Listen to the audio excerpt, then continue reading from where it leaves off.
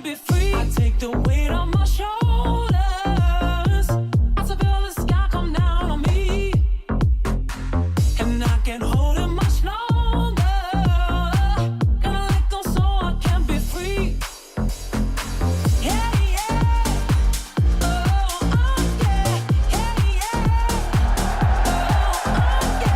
yeah. Let's run it. FT live. Scott Braun, AJ Pierzynski, and Erik Kratz.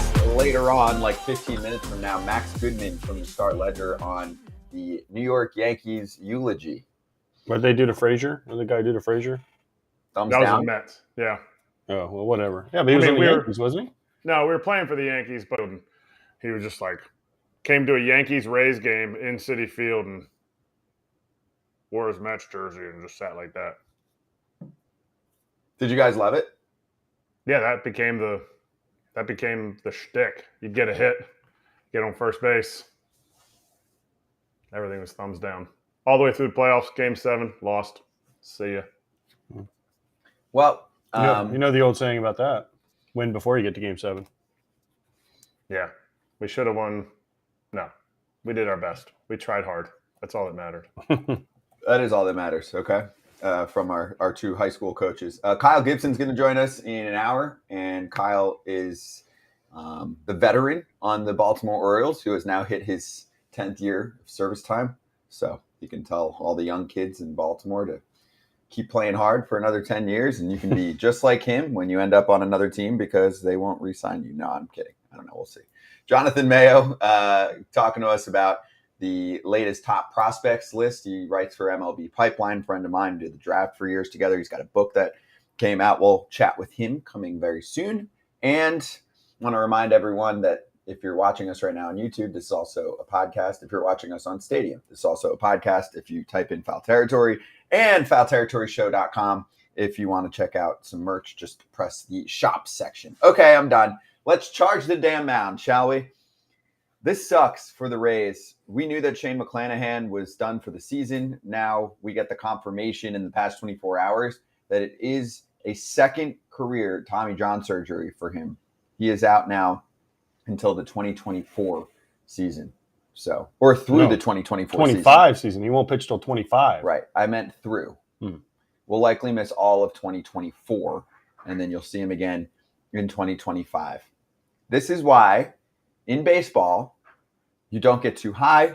Sometimes you can get too low, but don't get too high for a team that starts 13-0, 29-7. It's like, are they one of the best teams ever? No, they're not even close to one of the best teams ever. They're a good baseball team who unfortunately have gone through some really tough injuries, but it's becoming a very frequent occurrence, particularly for their organization. Not just Tommy John, like Jeffrey Springs, Drew Rasmussen, Shane Baz, but just pitching injuries in general. I don't have the stats, but they definitely occur more with the Rays than many other ball clubs. This is what we've talked about this, though. The Rays go out and they tell guys, give me everything you've got, from the first pitch on. And they basically have had more injuries, I think, because they use guys until they blow out. And they find a guy that can throw nothing but sliders. And they're like, just throw 100% sliders. And then he's like, ah. And then they're like, okay, we'll find someone else that can do it. You know, it sucks. I mean, but they won with it. So, of course, us sitting here going, well, it's a bad way to do it. They're like, screw y'all, we're winning. We've won divisions. We've made it to the World Series. We haven't won one yet, but we've made our organization much better. But they've also, like you said, had a ton of guys go down. And if I'm a pitching person, if I'm a pitcher and I'm going to go to the Rays, I'm like, man, I want to know, one, what they do, because they do help a lot of guys. But then they also, I can't think of the last Rays guy, Kratzy, maybe you can help me out, or Scott, but that has not gone through something. Chris Archer, maybe? Charlie Morton. Once he left. Who's that? Charlie Morton. Yeah, but he was only there a year or two, right? I mean, yeah. I'm talking about a guy that is a younger guy. Injury-wise, you're saying? Yes, injury-wise. Oh. But he got out. He was hurt, though. He had an injury. And they only let him go 5 innings at a time. Chris Archer has had a ton of injuries. But not while he was I don't remember him as a Ray, like going through it. Maybe he did. James Shields, maybe? would be the Yeah. one that. Yeah. But that was what? That's a long. That was time like 15 ago. years ago. That's a different. And he kind of error, bounced, right? Yeah. He kind of bounced to his own beat of his own drum too. Like he was part But of you know that what I'm last. saying? Like, when's the last? No, go ahead. I mean, no, but if you look at the Rays, Glass now, right? Tommy John, right? Now McClanahan is second one. Boz, Rasmussen, Springs. I mean, the list goes on and on of guys there that have. Yeah, Yanni Chirinos when he was kind of good there, and now he's trying to make it still with Atlanta. You're right on Archer. You made 32 starts in 2014, then 34, 33, 34, and then in 2018 he was traded to Pittsburgh. So you got. But then he started getting hurt in Pittsburgh. Oh yes, right. So they traded him right before. Maybe they knew which something. they're good at doing. They are good at that too. They'll have a guy, and I don't know how much they're looking at projecting an injury versus projecting that the dude's going to make money, and they don't spend in that category much, which is partially why they dealt Snell before the guy gets too close to free agency. And they do that pretty well. I will give them that. And same thing for Cleveland. The Guardians have done that now for years with some of their pitchers too, trading them before they get too close to free agency. But they don't have they also don't have the history of the injuries. They do not have the history of the injuries. I mean, they have some, but it's not like, I mean, it's like, I feel like every year the Rays have 2, 3, 4 guys a year that are like, right? I mean, is there maybe it's just hyper this year because they got off to such a good start, and then it's been boom, boom, boom, boom, boom, and they've kind of slowly gone back down to the pack, right? If they just would have played like this the whole time, I don't think it would be as glaring of a thing that you're talking about, because if they go instead of 13-0, they're like 9-4, and they kind of but they got off such a start, and then Baltimore kind of just went like this and caught them and passed them. And whereas now it's like they're going opposite directions, right? It's like one's going up, one's going down. Mm-hmm. And I think if it wouldn't have been such a glaring start where everyone's like you said, oh my gosh, this team's unbelievable. They're going to set the wins record 13-0, blah, blah, blah. Like I said, yeah, right. No, I know. But then you see Rasmussen, Springs, this guy. Now McClanahan, it's like that. I think people now look at it and are like, whoa, wait a minute. What's happening here? Kratz, do you think if you're talking to one of your pitcher friends and they're looking around in free agency and they call you and they go, hey, what do you think of the Rays? And I know you spent a minute there. Would you be neutral? Would you highly recommend them? Would you say just be careful because they unlock something, but for some reason there are a lot of injuries that do get racked up there? I will say the one other caveat, I do feel like teams like the Rays, the Dodgers do this too, will give more faith in a pitcher who's had injury history. Like the Dodgers are always signing dudes to like those weird, like 2-year deals. He's basically missing a year. The Rays do some of that as well, right? So not scared to draft a pitcher who's had Tommy John, which I believe McClanahan already had one Tommy John in college before they decided to pick him up. So I will give them that too, right? Having faith in guys that maybe have had an injury history is something that also they're doing very well. I don't know about having faith in guys with injury histories, but yes, I would tell guys in AAA all the time. If they asked me, hey, the Rays really want me, I would say 100% go there. But I also would have already talked to that guy in AAA. I talk to those pitchers all the time about what does it take for you to stay healthy? Teams, Rays to the White Sox, doesn't really matter. They don't want you to get hurt, but when you get hurt, it's only affecting you. It is not affecting the team. They are going to call the next person up, and the Rays are just really good at that. So I just looked it up, 33% of all big league pitchers have had Tommy John surgery. So I don't know that it's necessarily, I want to look at who has the most, if the Rays are that high, or if the Rays are higher than the league average. But to me, they call so many guys up, they're going to have more. I just don't know if they're going to have more of a percentage of a team, of the amount of surgeries that teams have. But like, you are going to go to the Rays and they're not going to unlock something crazy.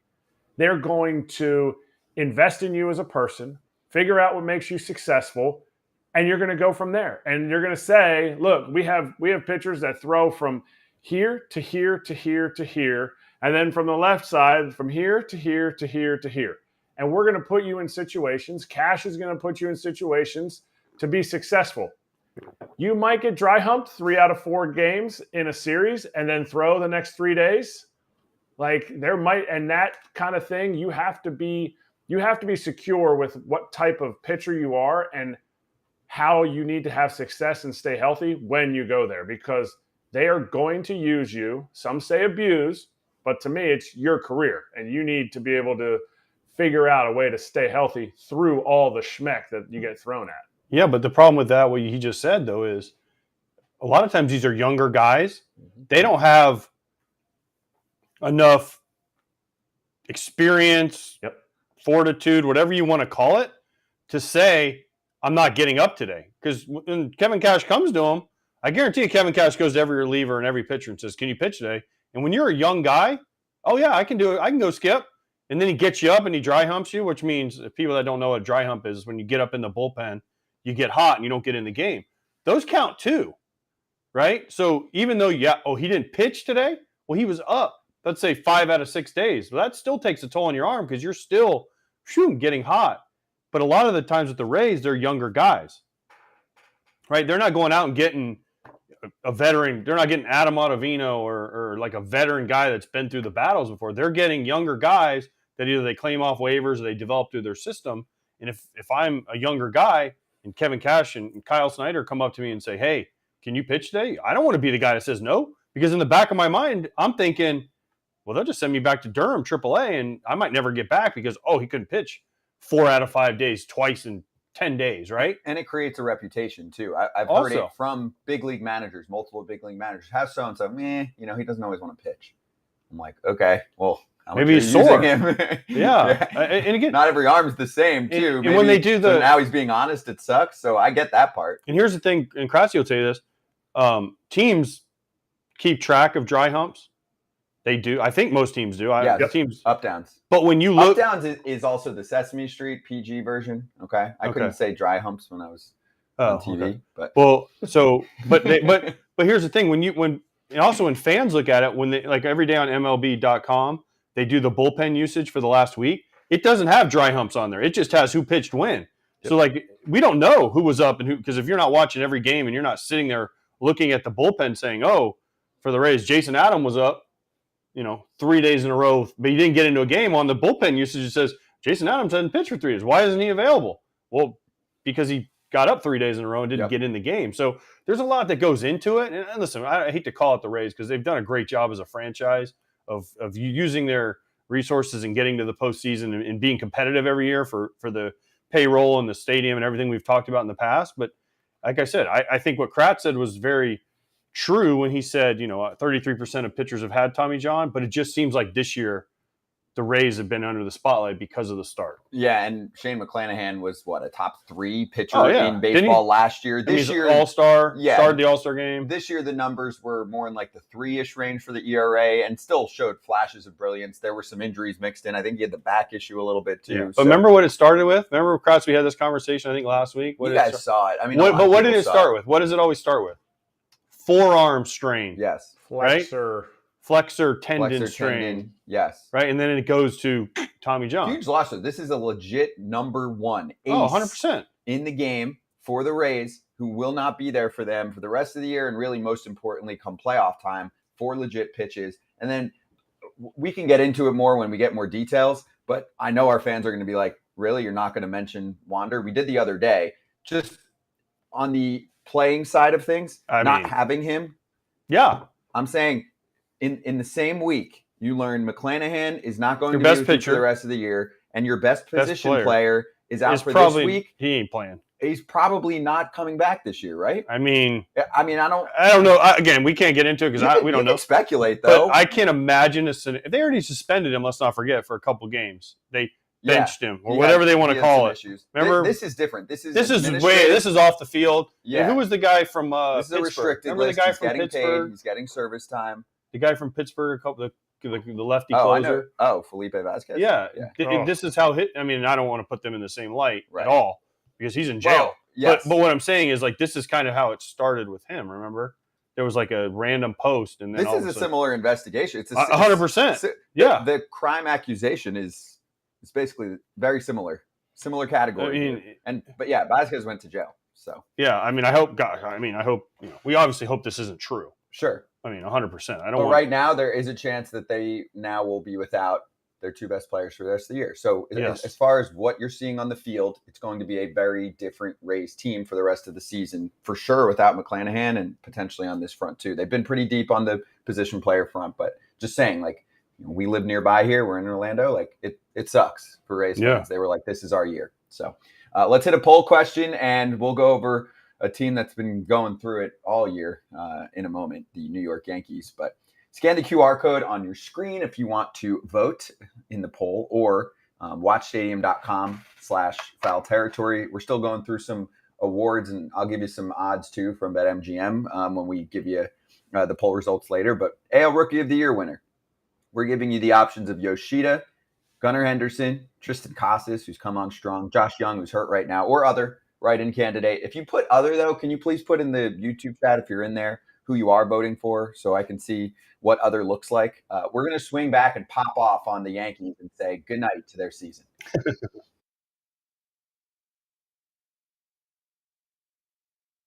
What you're talking about is like it building up. With greenies and steroids, it wasn't building up. Like, it was like, what? First time you said something? Nope, that's it. And then they're just going at it. Whoa. I'm gonna stop. What? Oh, you didn't have either one when you played. I was in the middle of that shit. Yeah, right. When did they start testing for steroids? 2004. You think I didn't play in the minor leagues when there were steroids? What year did you sign? 2002, I got drafted. Okay. My wife. When did they ban greenies? 2006. That was the biggest thing. I'll say this. And people out there are going to say I'm full of crap. Fine. Bigger than the steroids. Yes. That was a bigger deal. Elaborate. Because you want to see a bad baseball game now? Watch a team, extra inning game. The extra innings have been cut down, but extra inning game, Saturday night, Sunday's a day game. Watch how piss poor that game was the next day. It was awful usually because guys were exhausted and they turned around so quick and they had you can only drink so much coffee. That's what I was going to say. Just caffeine your ass off. But you can only drink so much of that. Some other supplements. It wasn't this. I'm telling you wanted to see a bad game, day game after night game. So like in Cleveland, they always have noon games, right? And you go, say you went 12, 13 innings the night before. Well, there's only so many guys you can take out of the lineup the next day. There's 6 or 7 guys that have to play. That next day, bet the under, and it's going to be a disaster. And now back to foul territory.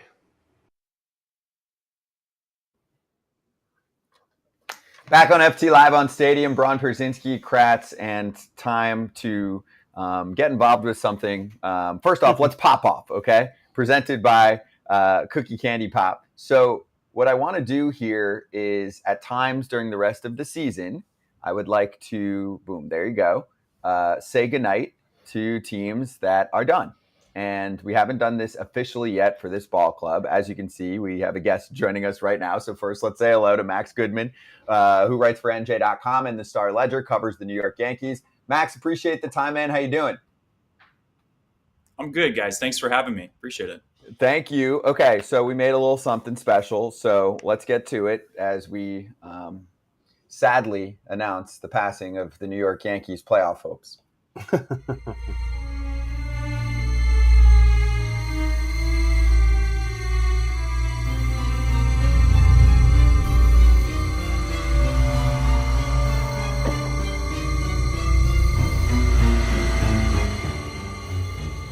So, okay. Terrible loss again for the Yanks yesterday, Max, with Acuna and Ozuna homering, and really just the offense looking putrid against the all-star Bryce Elder. One single against him, tons of double plays. My first question to you is, are we not accurately putting the tombstone up? Because should we have put an earlier date on that tombstone for their season? Or did you feel like last night finally said to you, I am not going to be working at ballparks in October? I think we got to that point a little while ago. We came into this road trip, 9-game road trip against the lowly White Sox, the slumping Marlins, and then we've got a juggernaut in the Braves, right? But this is an opportunity for them to kind of turn their season around. take advantage of an opportunity to make a statement, start to climb back in the standings. And they're on the verge of going 2-7 on this road trip with some really brutal, debilitating types of losses that you could put in the loss of the year category. And if they lose tonight against the Braves, which they haven't exactly proven in this series that they're going to contend with this World Series caliber team, they're going to drop under 500. And I believe they haven't been under 500 since the very beginning of 2021. For them to be 500 right now, it says a lot about where this team is. And the only chance that they have is they return home for a homestand after this against the Red Sox and the Nationals. Maybe if you win all of those games or close to it, you can start to turn things around. But, as much as the guys in that clubhouse are saying that they still have a run in them, they are running out of time. 42 games left, 6.5 games out of a playoff spot. It's not looking good. You said this trip has really exemplified what their season is. What part of their team, outside of the offense, on this trip have you seen been like, wow, I didn't realize that they were that bad?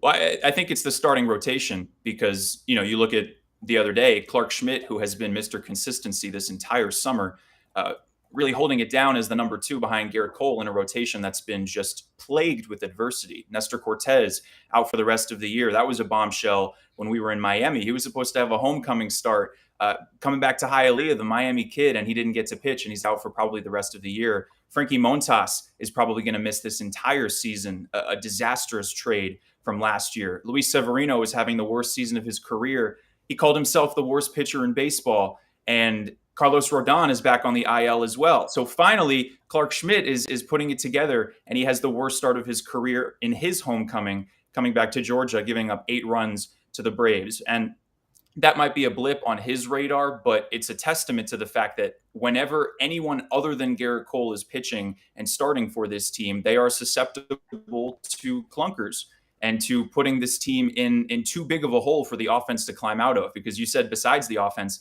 it really comes down to the offense, right? Because Severino goes out there yesterday and struggles in the first inning. And for all intents and purposes, the game was over because the offense just has not proven that they can put together multiple games in a row where they're producing and getting guys on base and driving them in. It's one or the other. And last night, one hit against a pitcher that, yes, he was an all-star and he's had a good season so far, but he came in, I think, with an ERA over 7 in his last 6 starts. And this whole summer, they've been giving up those really bad outings against pitchers that come in struggling. So it's not a surprise at this point, Okay, then whose fault is it? Is it Cashman? I don't want to say Aaron Boone should be fired because you're only, as a manager, you're given the pieces, right? He tried it. They brought in Sean Casey. Offense hasn't gotten better. Everyone said Aaron Judge. And yes, the offense has been bad, but the bullpen has blown. I mean, Garrett Cole hasn't won.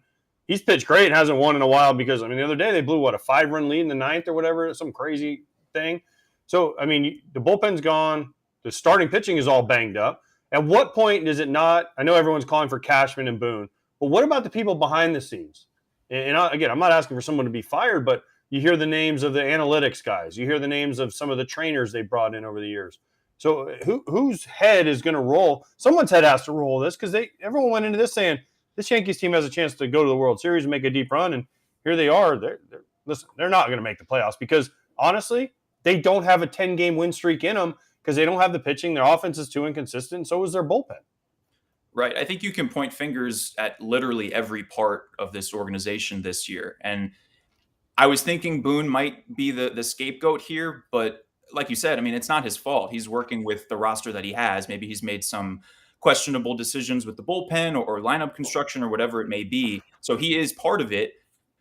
But it's the roster that Brian Cashman constructed. It's the money that owner Hal Steinbrenner invested. It's the guys behind the scenes, like you said, the scouting department, the analytics, the coaching staff. And quite frankly, it goes down and the biggest finger probably should be pointed at the players, right? The Yankees never anticipated that Giancarlo Stanton, DJ LeMahieu, Josh Donaldson, who's out of the picture right now, these veterans, Anthony Rizzo, they'd be having the worst seasons of their careers and regressing across the board. And in a year where Aaron Judge misses 2 months of the season and Garrett Cole is having a Cy Young caliber year, Judge has been a star when he's been healthy. And right now he's playing through a torn ligament in his right big toe. He's going out there and doing his best. It's the rest of this roster, the guys surrounding them, that have been incredibly inconsistent the whole year. Or you could say that they've been consistently mediocre, right? Because they're 500, but they've been 500 in their last 226 games, going back to the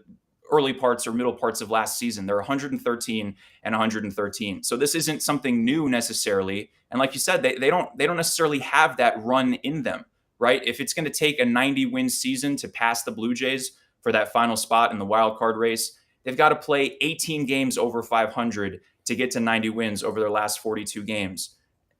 I don't think they have that in them. I don't know about you guys, but they haven't proven that they can do that. No, we don't think so. That's why we put the tombstone up with the old Yankees hat and the date of today. Although we said it on the weekend, last Friday, they were done. If Cashman goes, which I don't think he should be fired. I don't think that's fair to a guy that's done so much. What is his biggest misstep? The team he's created, or the people that I think should be fired that he's hired to be put in this situation? I'm not talking about Booney. I think Booney and Cashman should stay. I think they should get next year yet. But the people he in the last few years, and I was there before, I saw some people taking roles and creating the team that they wanted to create. Because you have, let's get everybody that hits the ball as hard as possible on the team. They picked everybody up. They had Gallo, Judge, other guys that were hitting the ball super hard, sinker slider pitchers. And that's what's created this roster. So what's his biggest misstep? Hiring those people or allowing them to sign those people?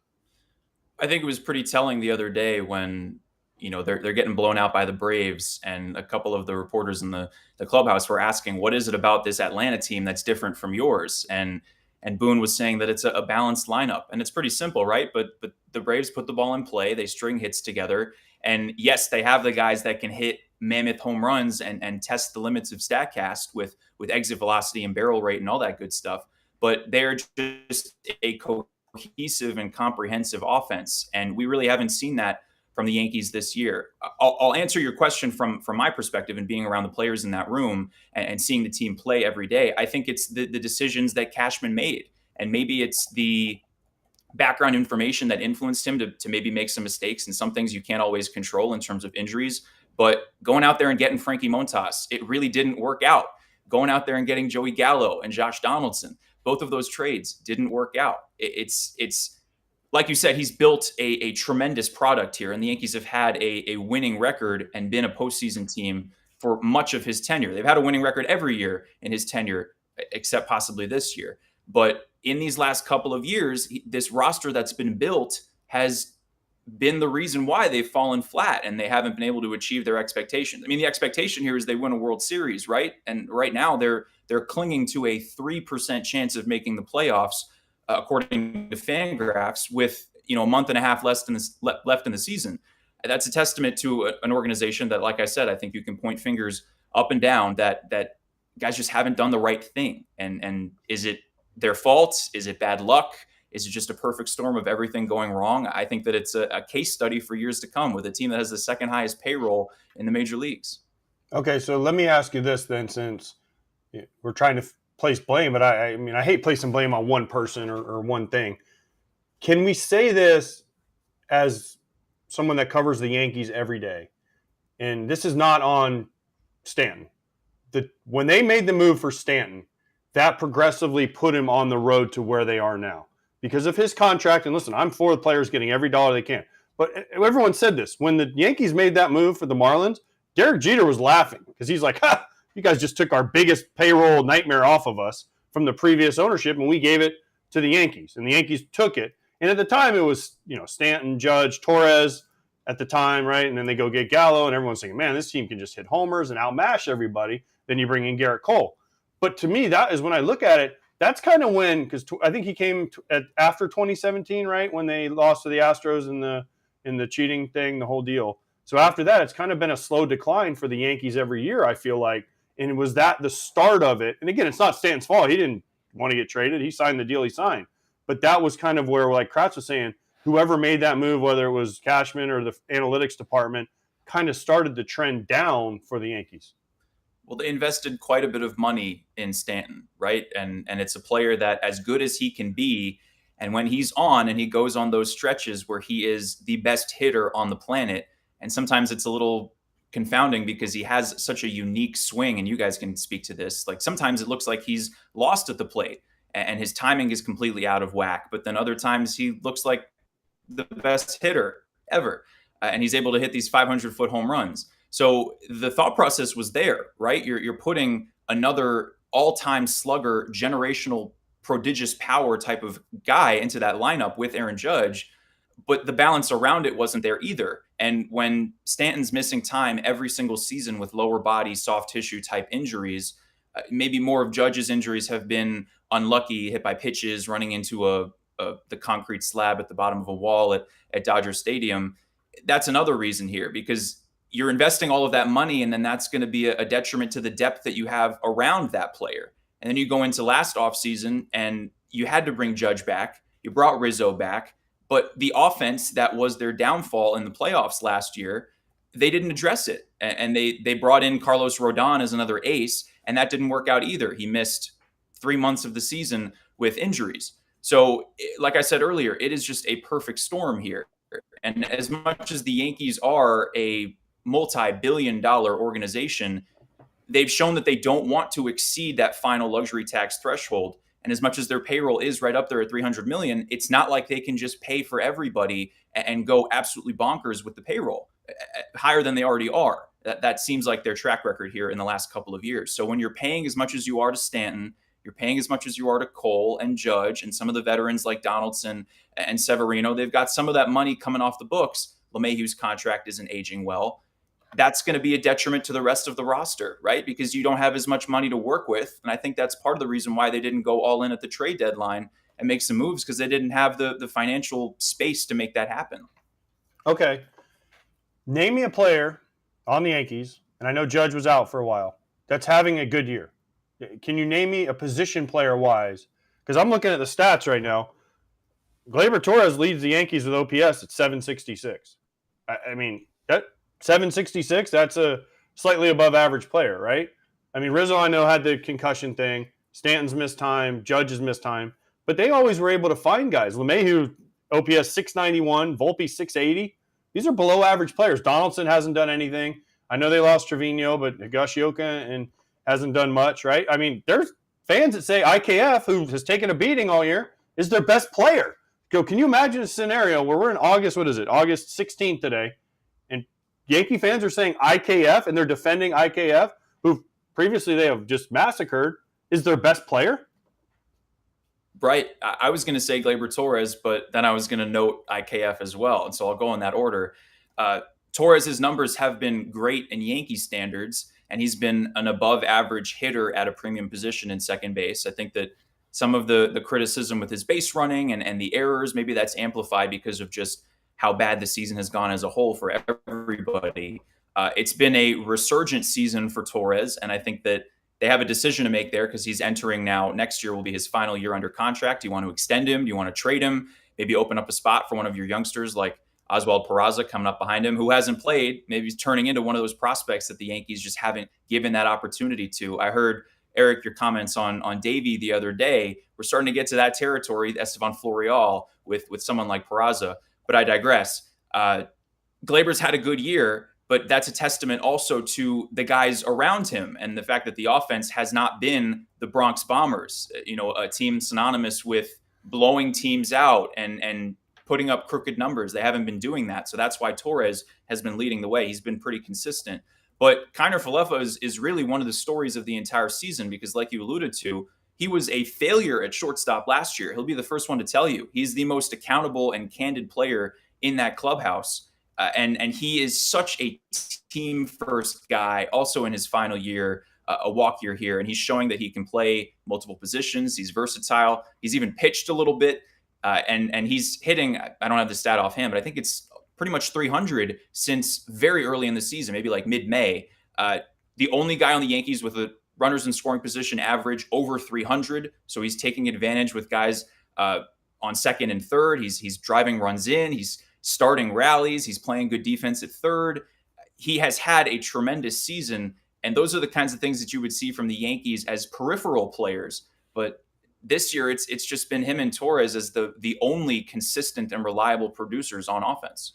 So, Max, how much turmoil do you think will be created in the offseason? So I'm going to give you a little context here because our YouTube chat is always full of insight, and especially on this case in this conversation. Ben Ruda is in the chat right now, who played in the Yankees minor league system recently, and he threw a few comments out there. I fully expect them to clear house in the minor leagues. All the coaches were brought in by Dylan Lawson and the analytics guys. Lawson's the hitting coach who was let go. They will change developmental culture back to old Yankees days. Keep in mind, I played in the Yanks org before analytics, 2016 to 18, and then after 18 to 20. Stark difference in developments. I asked for an example. He said, here's all you need to know. In 2020, before COVID hit spring training, we played a game called pitchers versus hitters. The only way to score a point was to walk or hit a ball 95 miles an hour plus, and there's no baseball being taught there anymore. No base running, moving runners, fundamentals, etc. Your thoughts, and have you heard of any dissension between what's going on there with Cashman going overboard on numbers and analytics guys and then saying, like, here's Brian Sabian, here's Omar Minaya, here's Sean Casey? Seems like there's a lot of shit going on behind the scenes.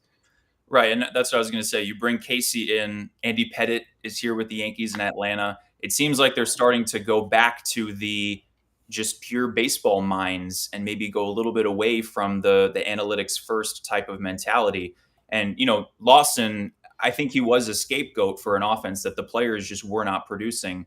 But it's true, right? I mean, his mentality was hit strikes hard. And the Yankees were very reliant on the home run, which good teams are. But when you have a toxic relationship with the three true outcomes, and that's Joey Gallo in a nutshell, the walk, the strikeout, and the home run, it's no surprise to see the Yankees having the second worst batting average in all of baseball this year. They're hitting .232 as a team, and they're not recently they have, but they're not walking as much as they have in the past, and they're not stringing guys together. Rallies and crooked numbers are very rare right now with this team, which you look back to their last championship back in 2009, look at the stats that team had.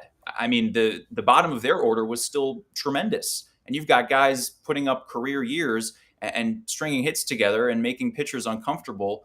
We're not seeing that at all with this team. On what was it, TBS or TNT last night, the post-game show, Pedro Martinez called the Yankees Chihuahuas. And you get that vibe based on looking how the other teams are playing. And then you look into the Yankees dugout and they have these blank stares and they just seem like a lifeless dead team walking. And yes, it still is in front of them, right? They could go on a run. It's possible. They're mathematically in it. And they do have on paper the type of talent to succeed here. But as I've been saying, I'm beating this drum here. They haven't proven that they can do that. So it would be miraculous for them to go on that kind of run and sneak into the playoffs. And then are they going to go deep into October? If that happens, it's hard to see it. How can it be changed? Because that Ben Ruda, who was just commenting there, I remember his name from being with the Yankees organization. Like, how can this be changed? Because he is spot on. I don't know about the games that they were playing, but he's spot on. And that's kind of what I was alluding to with Davey is I don't think Matt Blake killed him. I don't think Matt Blake hurt his chances. It was the guys that they put with him at the alt site, pitching coaches that didn't know what it was like to pitch in the big leagues. And I'm not saying you have to know what it's like, but you have to be able to ask other people, and you have to be able to grow those guys and cultivate those guys. And they haven't been able to call guys up from the minor leagues to help a team that's struggling. So where do the Yankees go from here? You can't get rid of everybody but Judge and Cole. And Rizzo, will be back when his concussion is done. If it's done, where do they go from here? That's the issue, right? Because as much as Cole and Judge and the other stars on this team are superstars in the primes of their careers, it's only going to last for so much time, right? And at a certain point, those guys are not going to be as good as they are right now. Cole has an opt-out after next year. Would he consider going out and testing the open market? It certainly seems like he'd get a raise if he did that. Obviously, Judge is the captain. He's not going anywhere. But that's the issue with what we're talking about here. If it's going to take a step back in the depths of the farm system and the organization, and maybe a bit of a reversal in philosophy behind closed doors, that might take some time for you to start to reap the benefits of it, and the repercussions of maybe years of poor decisions and what's being said behind the scenes. You're seeing that right now in a division, right? That it's going to be hard for them to win this division for the next decade. It seems like the Orioles aren't going to go anywhere. They're not even reaching their peak with the prospects that they have coming up. The Rays aren't going anywhere. The Blue Jays are still there. And the Red Sox are, competitive, as much as I think the Yankees might end up having a better record than them at the end of the year.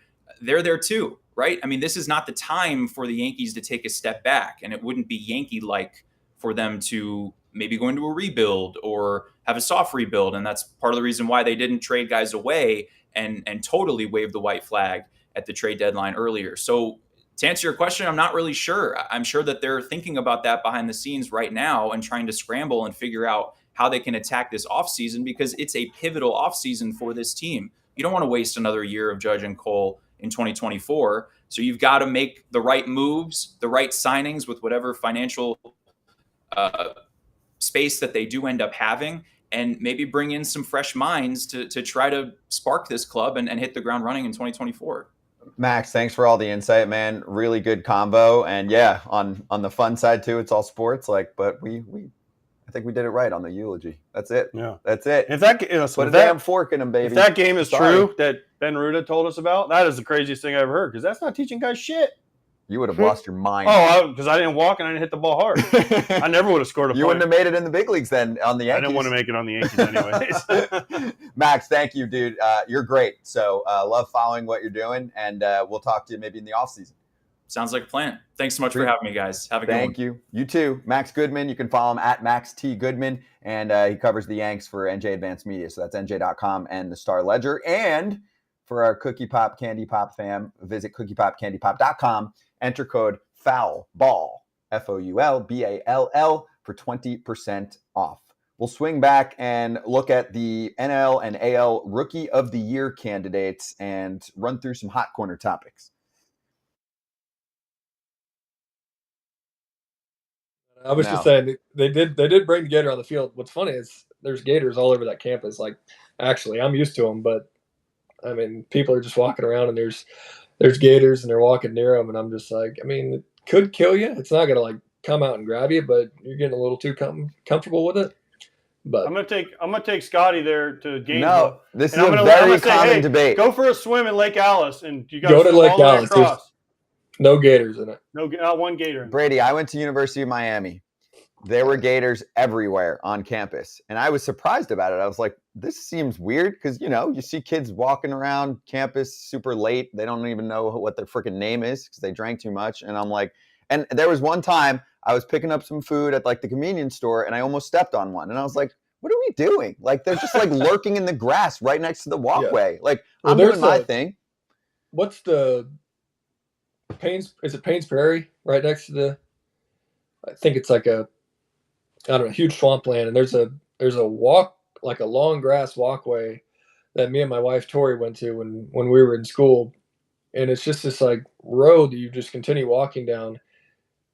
It's the most gators I've ever seen in my life. It's every 3 feet there's a massive one sitting on the bank, and they're right next to you. And all these sorority girls and guys are just walking down this, having a nice evening walk, and they have no idea that there's just a million gators just right next to them. And I think somebody brought their dog out there one time, and obviously the gator came up and just ate the dog. I mean, it's just, people just have no care in the world. It's crazy. That's the one thing I don't understand down here, and we don't have time for it. Plus, it's a little bit of a story, but you can look up, you can Google why they do not have gators on campus at UM anymore in Miami. They got rid of them. Not killed them. They just they cut off entry points for them. Steroids. For their safety. There were issues with the students. There's a lot of things Brady and I would say, because I'm sure our feelings on Miami are about equal. So we're just going to not say anything and just take your word for it. Okay. Thanks, guys. Correct. Thanks, guys. And now back to foul territory.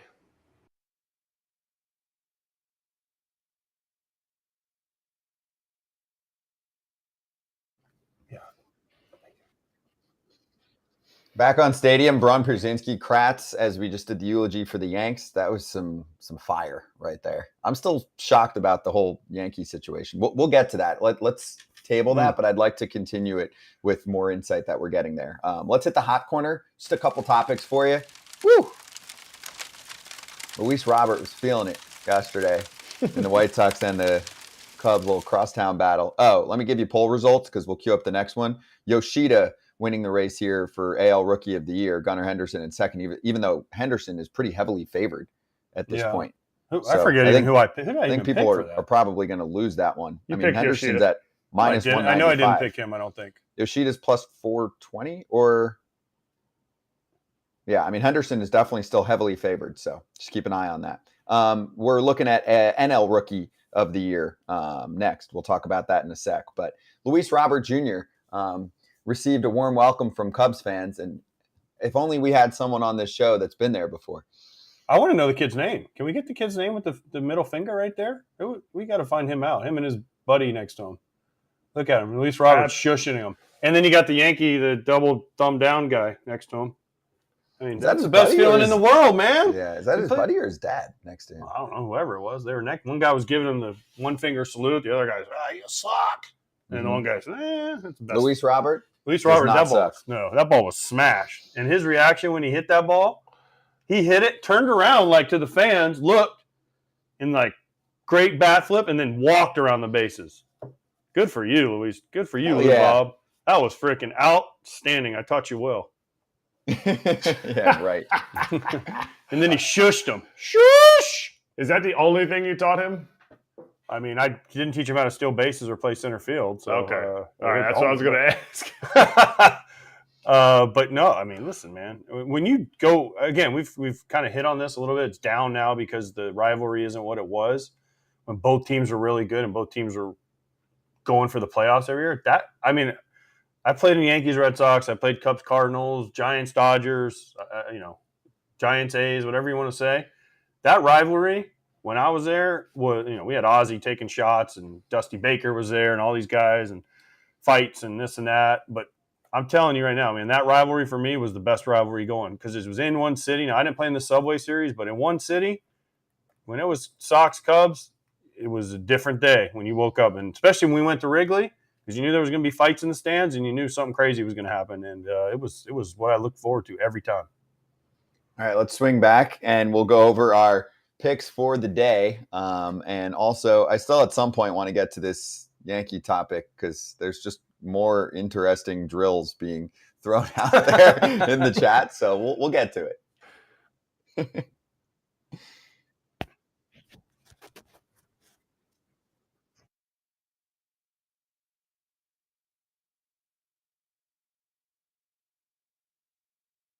It's not just trading for you. You were the first move.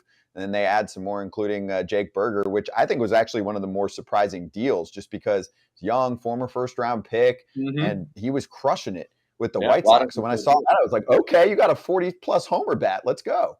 That's what I was thinking. I mean, you don't see guys usually who have that much control get traded, but, that was the White Sox. They were moving everything and trying to, start another rebuild. So, hey, you love the White Sox. I'm glad we got him. I mean, he hits balls hard. He's scary at the dish. I mean, I've seen him hit him 118, 119. He's a dangerous bat up there. You hang it, he'll bang it. Hey, don't talk trash about your favorite organization, okay? Stop it. I know you spent a long time there. You got some big knocks off me when I played against you. Cutters and curveballs. Cutters and curveballs. David Robertson. That's Here he came. High Sox, cutters and curveballs. Hope I could throw one over the shortstop's head off him. That's what you would hit it out of the mitt. I would get so frustrated. Like, how did he do it again? It's a laser every time. I thought it was by him. It's cool to watch him every night do what he does and be the superstar that he is and then just come in and act like kind of just nothing really happened. But he's it's funny because we kind of make fun of him because he's still a kid. I mean, he is legit acts sometimes like a 13-year-old. Yes, the other day he was eating the burger and he was just playing with his food. I'm like, Bob, you're like 23 years old in the show. Just stop playing with your food. He's a little kid, so he's a blast to be around. But like I said, every night it's something new, and he just enjoys playing the game so much. So much fun to watch. him play every day and do what he does. And now back to foul territory.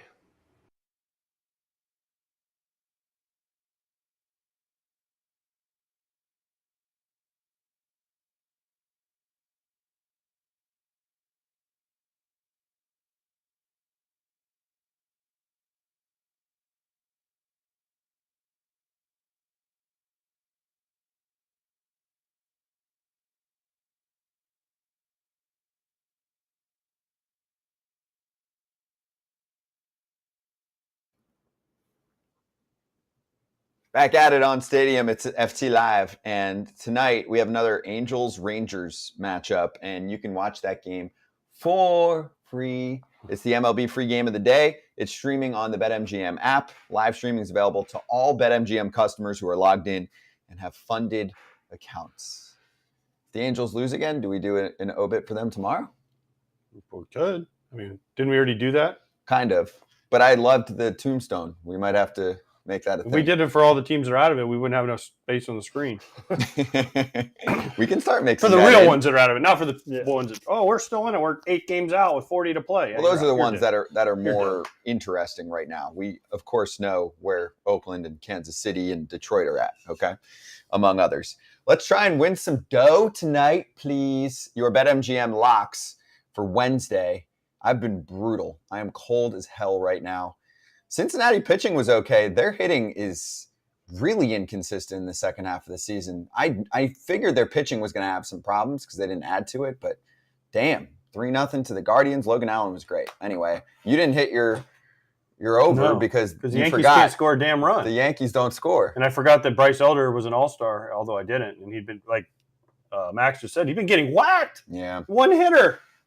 I mean, when it Arzuna went up three-run Jimmy Jack, first inning, I'm like, easy money. Let's not bury the lead. Erik Kratz is Yeah, I should have our taken. best I should have betting gone. analyst. I should have gone with it. I should have gone with Kratzy. We both hit it the other day, and I should have gone with it. Our best betting analyst, Erik Kratz. And also, I will say this, Kratzy, at one point in the season, you were like, I think more than 10 games below 500. You were down a ton.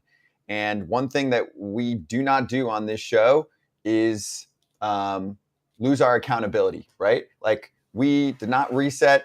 We kept your record up there all year. There's no BS. We were like, you're going to turn it around, and you absolutely did. So props to you. Why don't you start us off here for your BetMGM lock for Wednesday? Appreciate that. I'm going back to the 1993 World Series matchup above the border.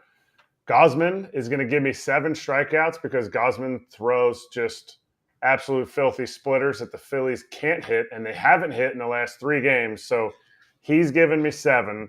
And Nola's going to give me 5 strikeouts because he's done that 14 of his last 15 starts. He's given us 5+ strikeouts against a team that doesn't strike out a ton in Toronto, but he'll get enough of his strikeouts to push me over at plus 115. I think it's coming off, so I'm gonna go 300 to win 345. Nice. What do you got, AJ? I got Padres Orioles game. Okay. And I'm going Blake Snell, 7+ strikeouts. I'm doing same game parlay. And Kramer, 5+ strikeouts. Now, that one's a little worrisome. Snell's been dealing. He's been getting like 8-9 every time out. Mm-hmm. At plus 125. So the number clearly for Kramer is 4.5, because if I put it at 4, I was a minus 120. And as soon as I bumped it up to 5, it went to 125. But if you look at his numbers, you look at Kramer, he usually gets about 5 strikeouts in his 5 or 6 innings that he gets. And the Padres will strike out. Well, plus you're getting the Padres after they scored 10. Usually the next day they scored 1. I wasn't going to say that, but since you went Why not? there, you're right. But I mean, super frustrating. I watched so much Padre baseball this year. It's just frustrating because you're like, damn, they are good. And the next day you're like, hello? Anyone? They're not good. So I will go. I'm trying to get a dub too. So I'm going minus 130 on this run line. It's steep, but I have been riding Luis Castillo in his starts lately for Seattle. So I'll continue to do that. Mariners have played close games against the Royals the last 2 days. I'm like, there's got to be a blowout in them.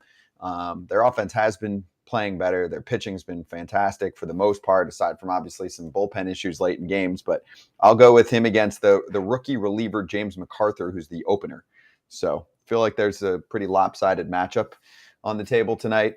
So I'll ride the Mariners. They've also hit their run line on the road, 34-22 with a record of the run line on the road. So they've had plenty of big wins. So They've also blown a bunch of games lately, late. yeah, I know. But eventually I'm like, are they going to do that every night? Are they going to? They're trending that way. Are they going to cry There's been about 4 in a row where they've lost in the ninth inning? Well, they won last no, they night. won yesterday. Yeah, but they did blew a blow 3-run lead in the yes. ninth or whatever it was. Jerry DePoto, don't trade your freaking closer away when you're a contending team. You want some hitters? Great. Go get some hitters. Trade your prospects. So let's use the code FOUL if you're looking on the BetMGM app right now. And also we have the free-to-play Swing for the Fences game running right now on the BetMGM app on iOS or Android. Depending on the area of the zone, you'll get a result like a double or a homer or a pop out. You get the prize associated with that type of hit. You can play once a day. Prizing must be used on MLB and expires in 24 hours. Gambling problem or concern, call 1-800-GAMBLER. In our number 2, we will play Immaculate Grid. We will talk to Kyle Gibson on our Foul Territory YouTube channel. We'll also get into some prospect conversations with Jonathan Mayo, who does a fantastic job for MLB Pipeline, and he'll tell us about the new book that has come out written by him. So a rival for Kratz this summer for Baseball Book of the Summer. We'll see how that goes. Yeah, I mean, dude, I'll leave the trash talk to you. So we can get into that with him. And at some point, even if it's during Slap Hands, I do want to finish reading some of these comments about the training that has gone on in Yankees minor league camp and before games and all that crap. Because to me, that's a new one. I know you try things out, but trying too hard is definitely a thing. How about just play baseball and have guys that play baseball the right way? Oh, And if guys hit the ball hard, they hit the ball hard, but not everyone's going to hit the ball hard. See Luis Arise. And I understand, but if you have a team full of guys that hit homers and strike out a lot, guess what happens in the playoffs? Both those get amplified. Homers go down, strikeouts go up. You have a harder time scoring runs, which has been what? The Yankees' problem. So you're saying contact matters. Look at the World Series winners. Fascinating. See you on Foul Territory's YouTube.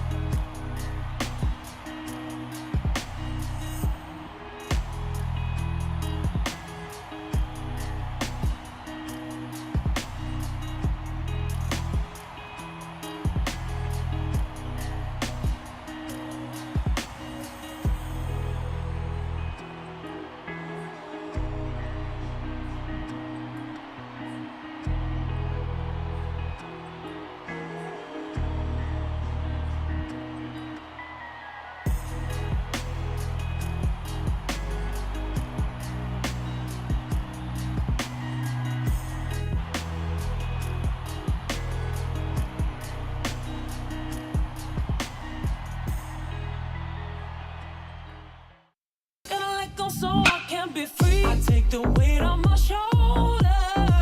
I feel the sky come down on me, and I can't hold it much longer.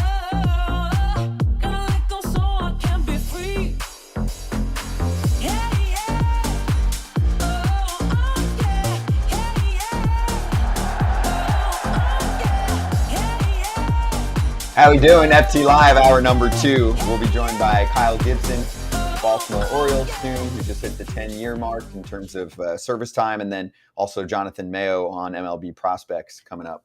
He's got the new list of his top 100. Also, I want to get into the top 30. Well, there are only 30 ball clubs, but the 30 teams ranked prospect-wise. But let's finish our conversation from earlier. So we were getting into the Yankees' weirdness in terms of player development, and it's very, very relevant. Kratz, you played for this team not long ago, but also if you look at how many homegrown players are coming out of their minor league system, it's pretty concerning. They're not grooming stars, especially on the position player side.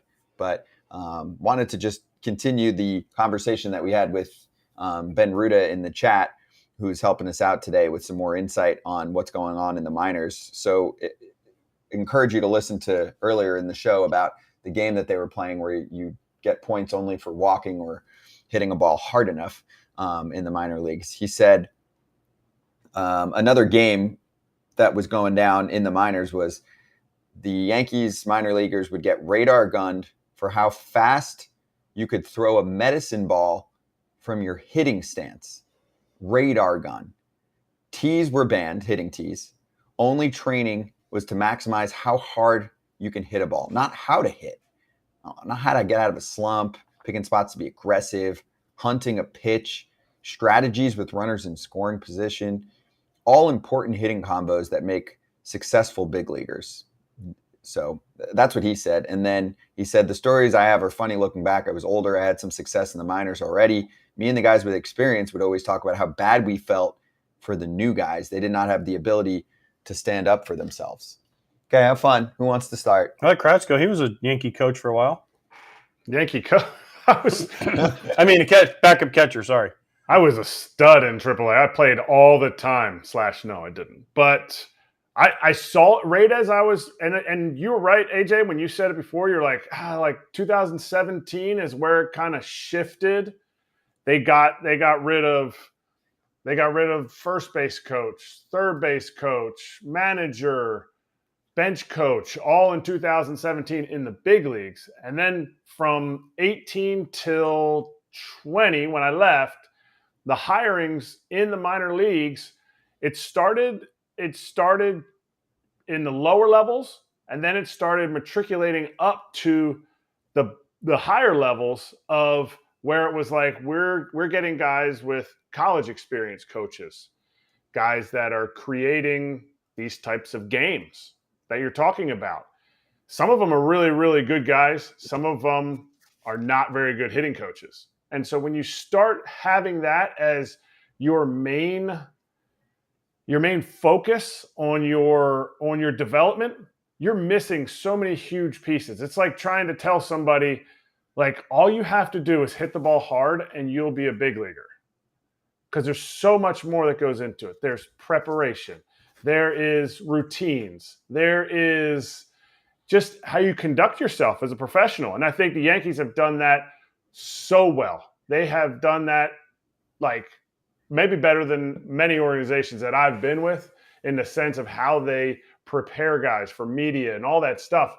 But we're talking about on-field things. And the guys that are getting called up right now that have stuck are extremely talented, not produced players. It's like guys that came in and they were 20 years old and they're like already, a superstar athlete. And you're missing out on so many other guys. You're missing out on a Brett Gardner type. Like Brett Gardner, there's no way they would have sat there analytically and looked at what he did and been like, yeah, he doesn't hit the ball that hard. He looks unorthodox as the way he's swinging. He is the most in the last, 16 years. I think he has the highest WAR of anybody besides Aaron Judge coming out of their minor leagues. And I think he's still higher than Aaron Judge, but like they missed the boat with the people that they fired that were awesome with the organization. And then the hirings, they've just gone away from what it takes to get to the big leagues. Well, this is the fine line, right? Analytics versus players. And they're playing the Braves. The Braves have baseball players that just also happen to be really good at it. Okay? But the number one thing I think that teams, not only the Yankees, but other teams are missing is guys that love to play baseball. And you need dudes that want to play baseball every single day. Look at the Braves guys. Until Albies went on the DL, Olsen, Albies, Riley, Acuna had played every game the entire year. Every game. And when you talk to Brian Snitker about it, he says, I put my lineup in every day, the same, 9. It's like print and paste. Now he switches Murphy and d'Arnaud sometimes. But other than that, it was the same 9 dudes every single day. Then we talk about Aaron Boone and we talk about a lot of these analytical teams. What do? Boop, boop. Guys are moving all over the place, right? Doop, doop, doop, doop, doop, doop, doop, doop, doop, doop, doop, doop. We're going to put him at leadoff. We're going to put him at 8th. We're going to put him at 2nd. We're going to put him 4th, just because of the matchups. Guys as players, and I think Kratz, I hope, will back me up here. You want to know where you stand as a player.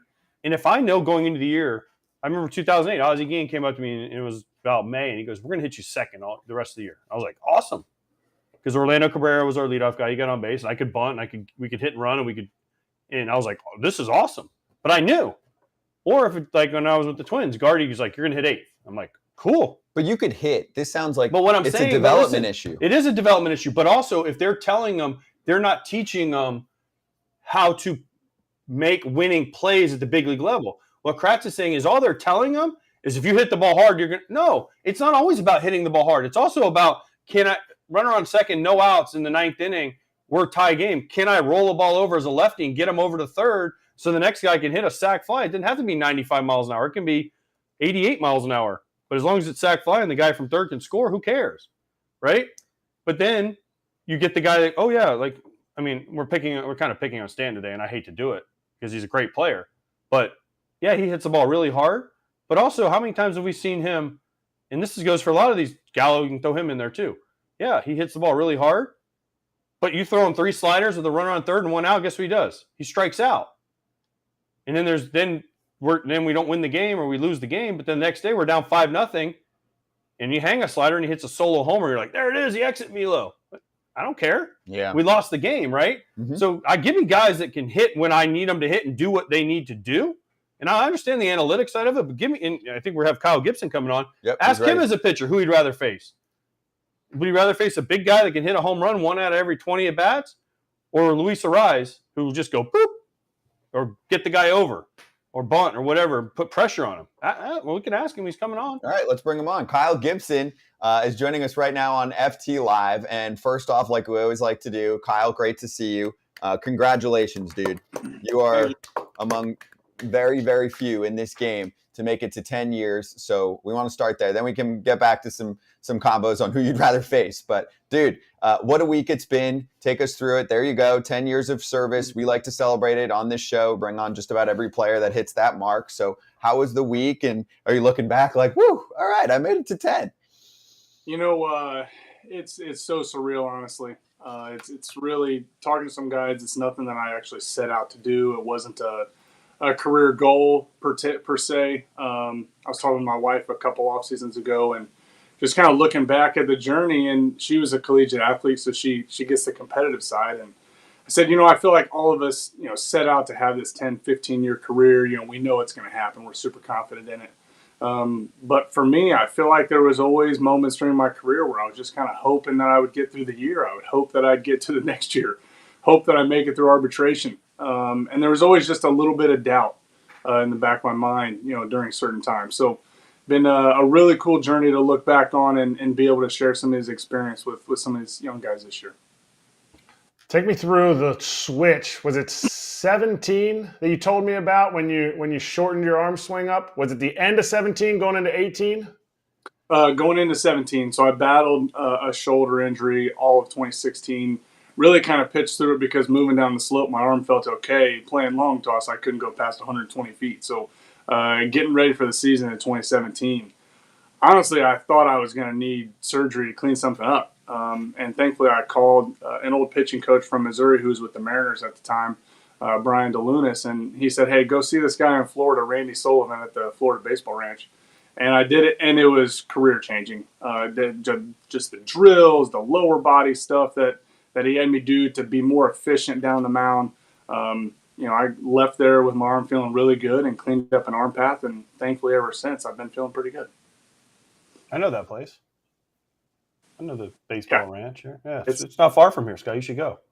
Take me. I'm down. We can leave you They're there. not going to let me in by myself. I know. We can leave. We could just take Scott and leave him there, Kyle. Can we get him locked in the shed? I might come back and make it 10 years in the show. Who knows? Love to have him. I guarantee it. Randy's an awesome. Hey, what was the process though? Because I'm interested. I'm intrigued by this, right? Because you had success. I remember when we faced you in 2013-ish, 2014 with some teams, and we're like, man, this dude's got really good stuff. So what was the thought process? I mean, other than your shoulder being sore, but how long does it take someone Because most people you see like Lucas Giolito, right? He kind of shortened it really. He shortened it one off season. How much work does it take to shorten your arm and change your arm after you've been doing it your whole life? Yeah, honestly, I panicked a little bit because this was around Christmas, and I was coming off a really bad year in 2016. I was really focused on just trying to make the club out of spring training. So when Randy said, "Hey, you're going to throw with this throwing sock on your arm, and you're not going to actually throw a baseball until almost February 1st," I panicked. It was 4 weeks of weighted balls, and the weighted balls were more to help clean up the arm path, not to create velocity. And then there was a yellow ball that I put, right here in between my elbow and my bicep, which helped keep my hand a little bit closer to my ear.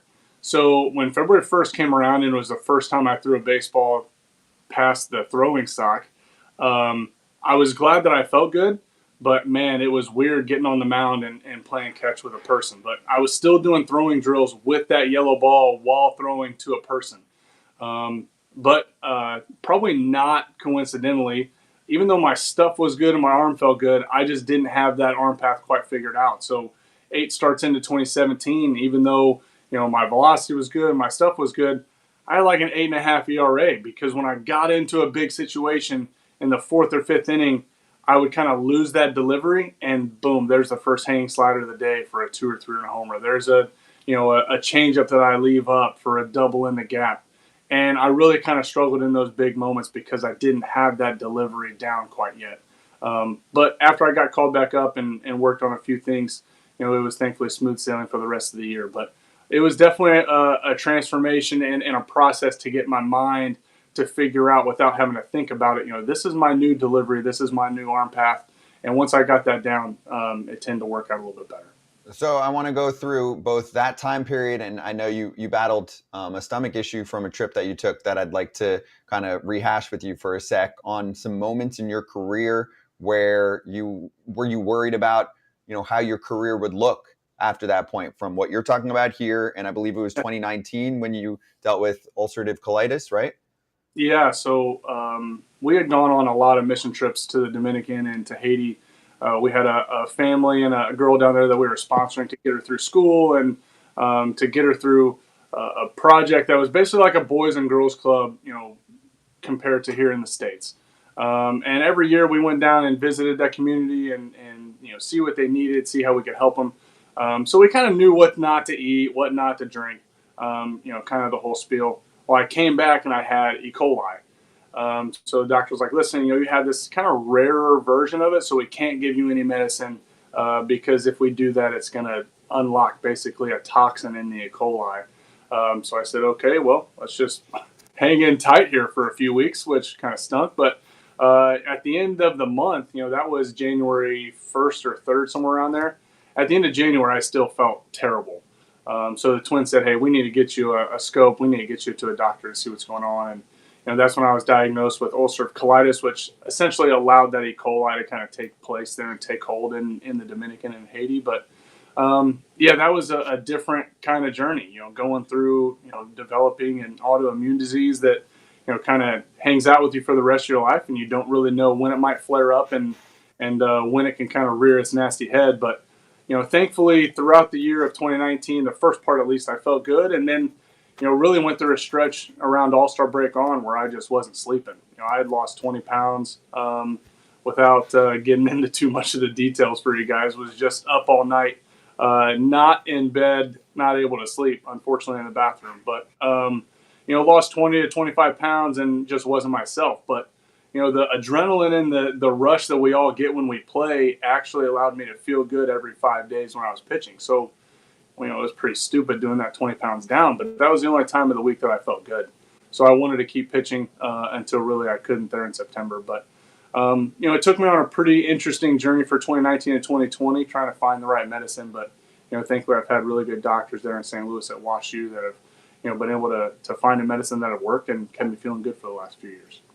This is a credit to you, Gibby. This is why we love having guys on that get 10 years. Cause you see the whole celebration with you getting your face smashed in cake. That might have actually made your ulcerative colitis spring up. You can't be smashing your head in cakes, but we got it.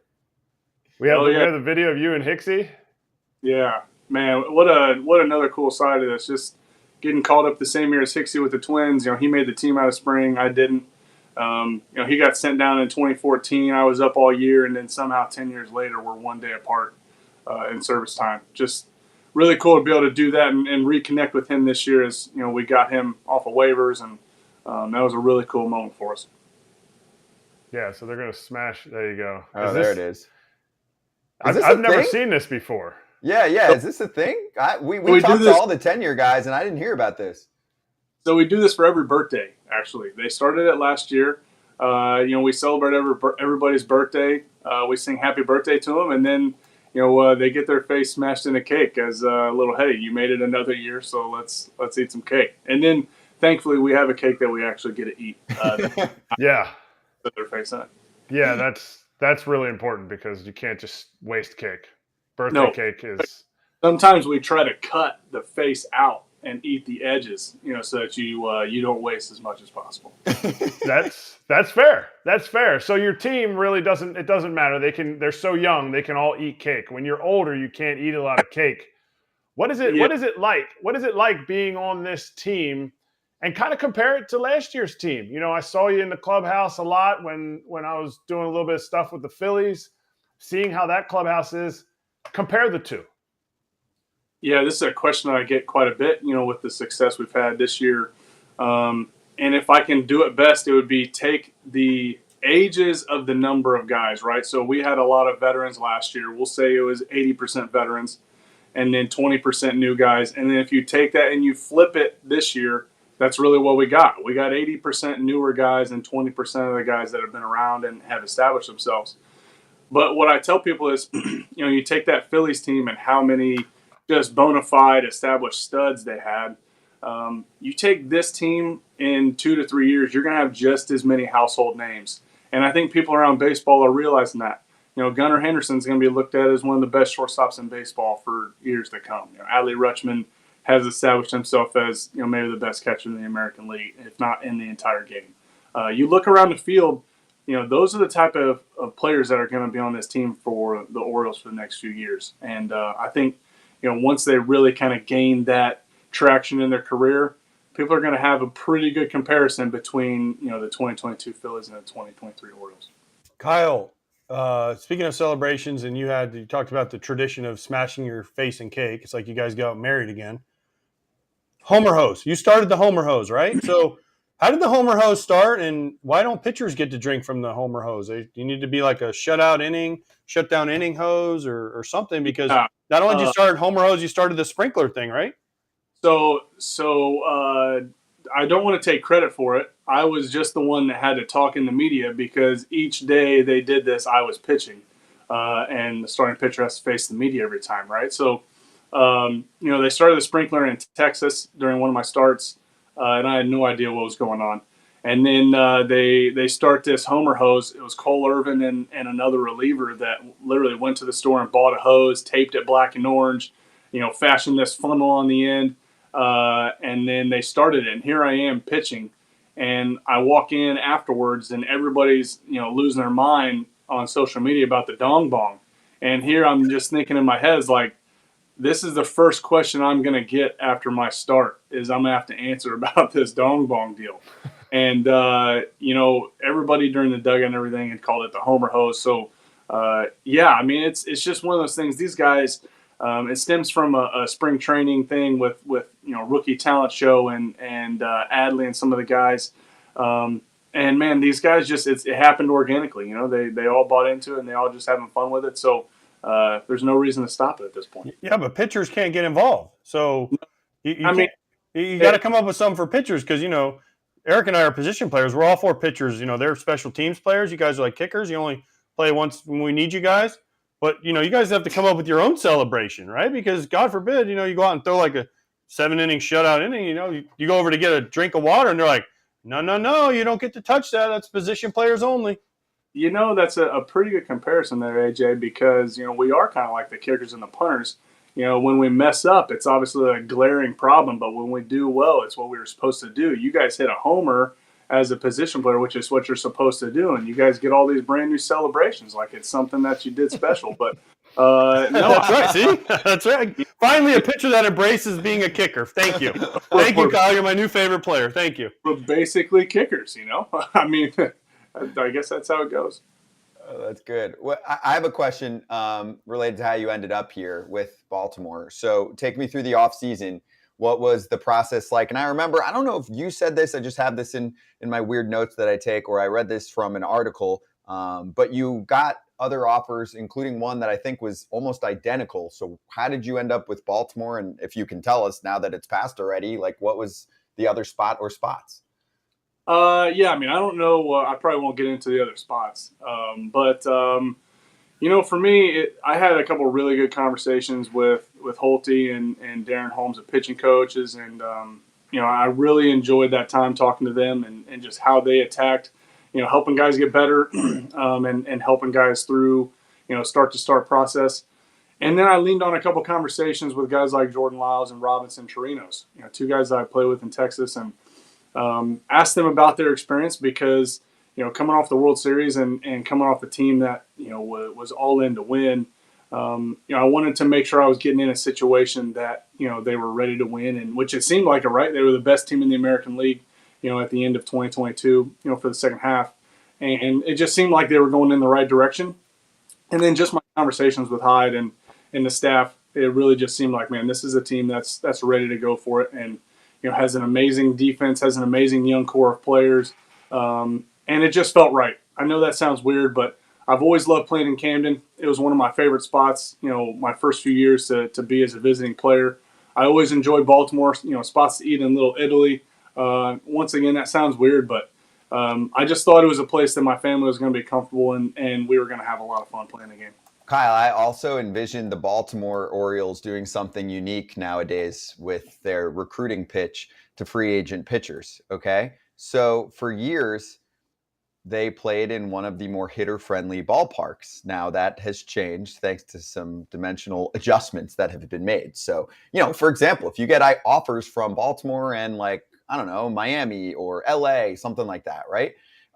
Many pitchers would think twice, especially if they're like, hey, 1-year deal, you know, I know how this works and I don't get judged completely on what the ballpark looks like. So did they send you a photo of Mount Baltimore and just say, does this help?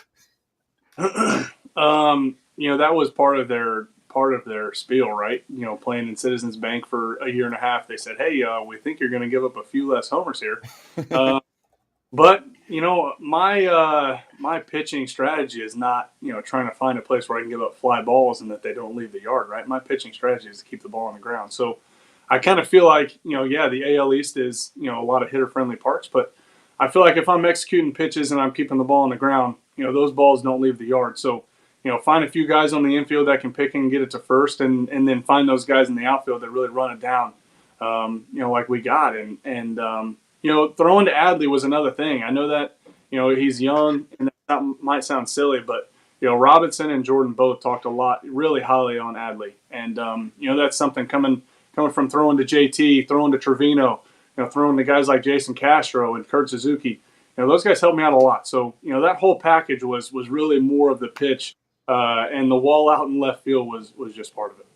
Okay, so I don't know if you heard us before you came on, but we were talking about the Yankees, and they're in your division, obviously. But which hitter would you rather face? The guy who can 2 out of 10, he hits at 95, or Luis Arraez type that puts the ball in play, can get hits and put pressure on you?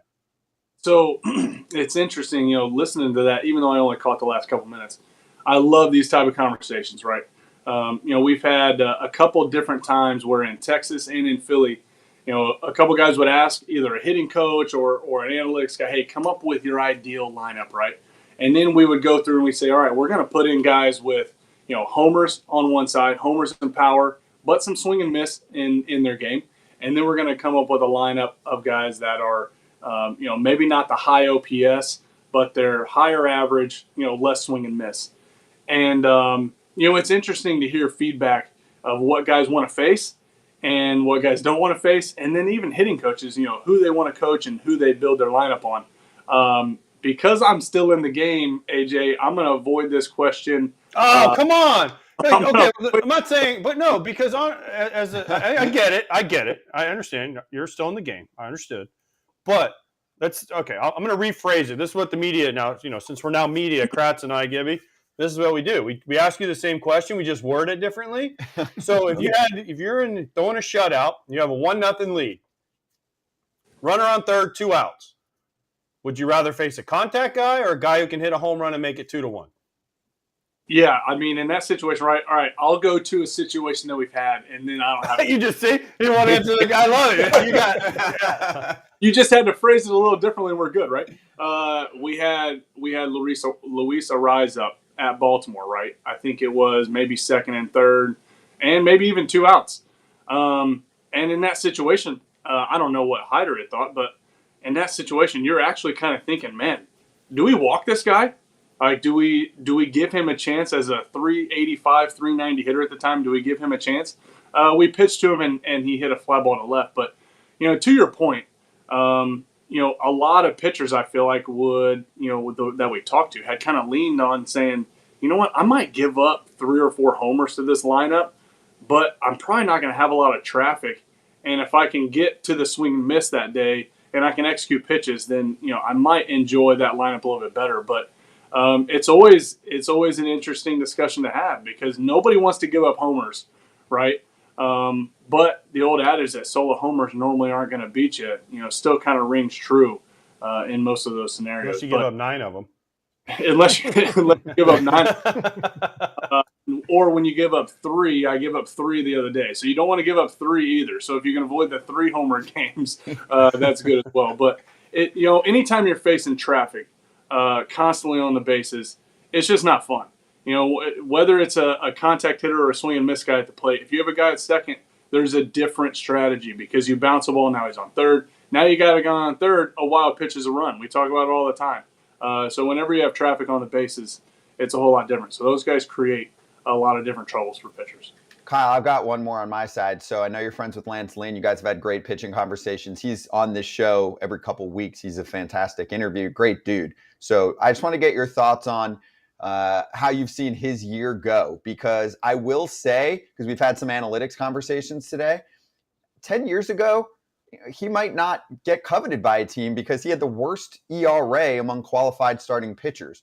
The Dodgers are a damn machine. They look at him, they see other things. They're like, okay, this dude's better than what the numbers have shown, and we can talk to him about some other strategies and pitch sequencing and stuff like that. And look, he's shoving for them. He's looking like, one of their better pitchers now. So what do you think of, I guess, the way that we're evaluating pitchers on that front and how it can help a veteran like Lance change scenery and thrive again? Yeah, I mean, I think it can put things in perspective. He was doing things that he had always done in his career from what I've seen. He was getting a lot of swing and miss. He was still striking guys out. And then you have some peripherals, right? I haven't looked into some of his analytics, but from talking to him, it just kind of seemed like maybe, one inning was getting him. A few strung hits together at the wrong time was getting him. I heard AJ talking here before I came on, about, when you get your hit, right? I had a high school baseball coach that said that all the time. And it seems silly, but baseball is a game of when. When you get your hit, when you make your pitch really matters. And for Lance, it could have just been a stretch of, and it really stinks, but a stretch of 10 games where he just didn't make a pitch when he needed to, or maybe the hitter really blooped it in when they needed to. And I know he had given up some long balls as well, but some of that, the analytics really allows you to keep things in perspective. In the middle of the year, I really don't like looking at FIP, looking at some of these things, because at the end of the day, I don't want to give up runs. I don't really care what my FIP is in the middle of the year, because that doesn't tell me if I'm keeping runs off the board. So I know for Lance, it was frustrating, but I also know he is a pitcher, man. And when you get him, maybe even a change of scenery was really good for him. You get him on a team that's leading the division and a competitor pushing for it. He always said in 2018 he started really slow. He was late to camp, because of just weird free agent stuff. He started saying in May and June to Odo and I, he's like, boys, don't let me get hot because I'm going to change. I'm going to be a different guy. And he did. He got hot in 2018, got traded to the Yankees, and threw really well. But you let Lance, you let Big Bear, as we call him, you let Big Bear get on a roll. That guy can elevate a staff and really carry a team every time he's on the mound. Part of the reason we have this show, Gibby, is players can call other players out. All right, just because you have 10 years in the show, dog, don't be afraid to make your bed one time. You're on TV. The bed in the background. I mean, come on. Nobody makes their bed. Gibby, tell him nobody with 10 years makes their bed in the show. Kratz doesn't get it. Tell him, did you have maid? There's a maid that comes in and does that for you. Because you guys are where you in Baltimore? You guys are in San Diego, right? You're either at the Omni or at the Hyatt. I mean, they got lots of maids there, dude. Tell him Kratz doesn't get it, dude. 10 years in the show, you take the do not disturb off, and they come in and do it for you. Honestly, I'm just hoping. I'm hoping that my wife doesn't find this footage because she. Not that she's on me to make the bed, but I try to make a point, right, when she's around to make the bed, right? Sorry, I let you guys down on that one. I was focused a lot more on trying to make sure I didn't have the camera going up into my nostrils and really elevate in the right height. I looked behind me and was like, oh, you know what? It kind of looks like the pillow's in the right spot. And you found it. By the way, Kratzy, nice job, man. Yeah, good job, Kratzy. Yeah, way to call him out. He can do whatever he wants this week. Right? Yeah, it's like exactly. his birthday week. It is 100%. Yeah. This only happens once though, so it's better than a birthday week. It's better than a birthday week.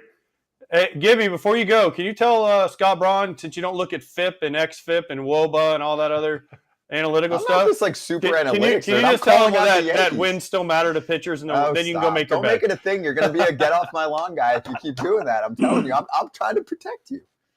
You know, there's AJ. There's a side of it, right? Like, if I look at my full season here, all right, I was just doing it the other day. I looked and I was like, gosh, whatever the wins and losses are, you look at the 4.8 ERA and you're just like, man, that's brutal, right? And then when I went in to talk to the analytics guys maybe a couple of weeks ago, and I'm like, hey, what if I do this and that? And then I leave the meeting, I'm like, man, when I look at the peripherals, it's actually okay. Like the exit velocity is less than it normally is, this and that. So you can find ways to look around things, which is good and bad, right? Whereas competitors, we never want to give up runs. But I mean, if I take away one team that I've pitched against this year, things look a whole lot different. What team? Wait, what team? The Mariners. I've given up like 16 runs in 8 innings or something. They just got my number right now. But analytics can give you a little bit different view. So yes, wins, keeping your team in the game, winning the game matters at the end of the day, right? If you give me 7 innings of 5 runs and we win 9-5, I'm in most days, right? It's going to be frustrating, but I'm in. You give me 8 and 3 runs and we lose 3-1 every game, it's not going to be fun. You don't want to lose. That's for sure. Yep. So maybe it should be more of a team stat. Which is what I always say. Like if he starts, the team is whatever. But you know what? No, I'm serious. AJ, yeah. I mean, you know this as well as anybody. We talk about this in the locker room. Starting pitchers have a unique role, even though you think of us as kickers. Starting pitchers have a unique role, right? If we're really good that day, we're probably going to win. Yeah. If we're really bad, we're probably going to lose. It's in the middle where like a kicker starts, right? It's like a kicker. That is not if a true kicker at all. has a really bad day, the football team usually loses. That is not true at all. Yes, it is. No, it's not, dude. That's the guy in the Super Bowl. No, remember the game last year where the dude kept missing the extra points? What was it, the Cowboys game where they beat the crap out of some team? No? Yeah, they got released right after. Yeah, but wasn't that for the winning team? Yeah, he got released right after. I know, but the game, they won the game. Do you guys wait? That's what he was saying, though. But that's what he was saying. He's saying like, if I go 7 and give up 5, and we win 9-5, I'm happy, right? So maybe we should look at team record when Kyle Gibson starts, right? What are the Orioles when he starts? And if he's 22-8 when he starts in his 30 starts, hell, he had a hell of a year for the team. I like that. You're on to something, Gibby. Screw what Scott says. If I can go out there and we win 20 plus in my starts, I could care less if I have 5 wins or 15. I want to be high-fiving at the end of the game, and that's really it. Because the more you do that, I told these guys one time, we had a rough road trip. We lost to a couple teams that were playoff teams. And the homestand before, I think we might have beat a couple teams that weren't. I said, guys, listen, baseball does not care who you beat and who you lose to. If you win 90-plus, 95-plus games, you're in the playoffs. Doesn't matter who you beat and who you lose to. So go out and win as many games as possible. And that's really the end of the day. You want to be high-fiving and playing that winning song, no matter how you pitch, no matter how you play. All right, last one for me. Sorry, real quick. Where's your ring? Where's your ring now? The ring right now is in the townhouse in Baltimore. It's going to be going back to St. Louis. I haven't kept a whole lot of things. I've got a few things from the All-Star game. Elizabeth got me a signed base for a birthday present from Minnesota one year. That was cool. I've got a few things that I've kept, first win, stuff like that. That'll go on that shelf. It's really cool. It's a pretty special thing, and I can't thank the Phillies enough for how they presented that and everybody being on the bench. That was a really cool evening and a really cool moment. So that one will be on the shelf and be looked at a little bit. So I mean, I get it. It's a pennant ring, right? But does it mean the same as a World Series ring? No, come Well, on. I'm just That's asking that's because a layup No, question. I know, but Yeah. Kratz is like, "Where's your ring?" I'm like, "Wait, they didn't win? When did he? I know he was on the Phillies last year, but I was like, I appreciate it." Right. We were talking there in Philly, and the ring is sweet, right? It's really cool. Yeah, it is. It's better probably than some And other talk- World Series rings. Yes, it is. They No always say, comment. "How's that ring?" And I say, "Man, it's pretty cool." They're like, only one way it's better, and it says champions are World Series champs. So no doubt, right? A lot of that stuff I feel like we keep, we have is really for our family, really for our kids to maybe look at. I don't keep a game ball just so that I can have it, right? I don't keep a pair of cleats so that I can have it and look at it. Cool things for family to reminisce a little bit, but that team will be connected, forever, right? Even though we didn't win it, still having the chance to relive those memories and have a season where halfway through the season we were expected to finish maybe third or fourth, and then you end up squeaking in the playoffs and making a push. So still memories, but it'd be better if it said World Series champs. No, listen. Hey, much respect, because most people don't even get that opportunity. So Yeah. listen, I'm all for it. And you know what? The Phillies were fun as hell to watch last year, and they made a great run in the postseason. And I was at the game they got rained out, so thanks for that. Yeah, because he caused that. Well, now he's on another good one. Kyle, we'll let you jump, man. Congrats again, and enjoy this ride with Baltimore. We'll be watching you in October, and hopefully you grab that ring this time, dude. Yeah, thankfully. Hopefully, thank you guys for having me on. Next time, this right here, wherever the blue is, I'll make sure this bed's made up, and I'll give you guys a little bit better background. So I'll be a little more professional. Sorry about that. No, off season, we'll get the ring. We'll have the made bed. It's going to be fantastic in the off season. We'll talk to you in like November or December. Right, Kyle? Cool. Appreciate you guys. Thank you, Gibby. That was awesome. Congrats again to Kyle Gibson of the Baltimore Orioles, hitting 10 years of service time. Great conversation too on a number of fronts. If you're just joining us right now in the live chat and you want to look back, he was Baltimore, awesome. Yeah, he's like, awesome. I mean, most of the guests we have are awesome, but he really dug into some stuff and he had fun with it. He was laughing and just having a great time. I mean, it was solid. I mean, I hate to make fun of a National League championship because it's special, but just the way I was more meant at Kratz because he's like, "Where's your ring?" And I was like, I had to go on my computer real quick. I'm like, wait, he didn't win a World Series. So that's why I was confused. So sorry, Kratz. Second place rings. No, I get it. And I think he answered it exactly how I would answer it. Like, you win it and you're like, you could, the way I see rings is if you're wearing your second place ring somewhere and somebody has a World Series ring, even if it's ugly like the White Sox World Series ring, you have to take your ring off. So it's all about the tiers of rings. If you have a World Series ring, you can wear it with other guys' World Series rings, in the room. If you have a second place, if you have a National League championship ring and somebody has a minor league championship ring, got to take it off. Like, you can't, I don't wear rings, so they're just in boxes, but it is an accomplishment. There was an S on the end of that in case you didn't catch it. Boxes. I mean, are minor league championship rings a thing?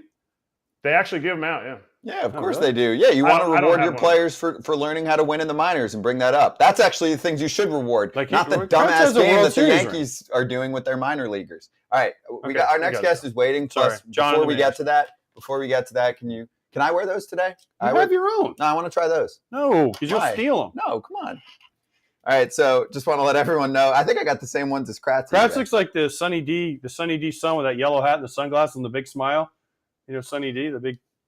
That's what Kratz looks like right now. You guys always look so intimidating when you put your Shady Rays on. Like, these things make me happy. Like, you guys always like. Because I'm doing Magnum. No, I smile. AJ's very serious. He's just a serious guy in general. Mine are polarized as hell, I'll tell you that. They're all polarized. Read the read. I know that. Of course. Read the read. You read the damn read. Can't read.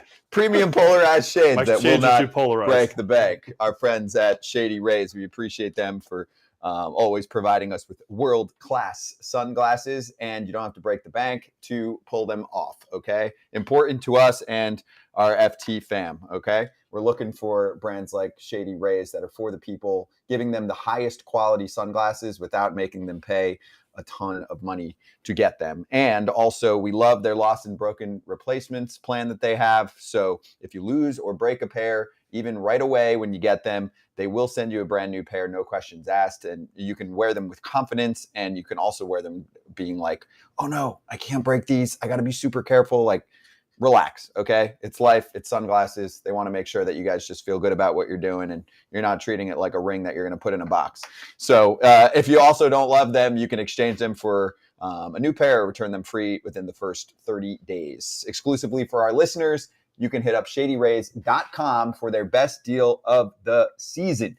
50% off 2+ pairs of polarized sunglasses if you use the code FOUL, F-O-U-L. Try for yourself the shades rated 5 stars by over 250,000 people. All right, let's keep it rolling on FT Live with our next guest joining us for the first time on this show. I have spent many, many hours doing broadcast work with him in the past.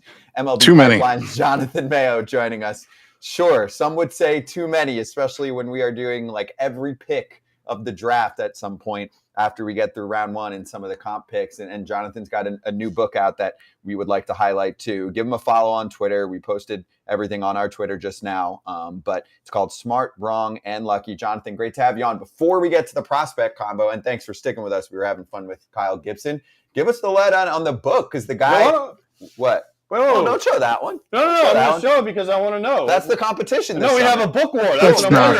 There is more than enough room for Yes. me and Kratzy on the bookshelf. We're having a book war here There between it is. Kratz and Jonathan Mayo. There's no war. There's no war. It's all love among all of us. Tell us about it, though, we Jonathan. won't mention that Kratzy's kicking my ass on Amazon baseball book rankings, but you know. It's all all right. good. You kicked my ass on all the prospect articles when I was playing. So. I don't remember mentioning you. Exactly. Yeah. Okay. Yeah. No. So, I spend a lot of my time, Scott, as you know, talking to scouts on a regular basis, and they're great storytellers, and they have phenomenal stories. They love telling stories about guys that they missed on, but they also will tell stories. Sometimes their colleague stories about the guys that they got in the late rounds who then went on to become much better than even they anticipated. And that's what this book is. It's all guys who, have gone on. Some are still playing, went on to become superstars, all-stars, MVPs, future Hall of Famers, but started out much more humbly as later round picks. And somewhere, some scout or collection of scouts saw something in them to give them that first opportunity that they then, of course, ran with. Which one's your favorite story? Whose story is your favorite story? Whether it ended well or not. It's like asking me who my favorite kid is, but you always have a favorite. I do, but I can't say that publicly. My daughter might be listening. I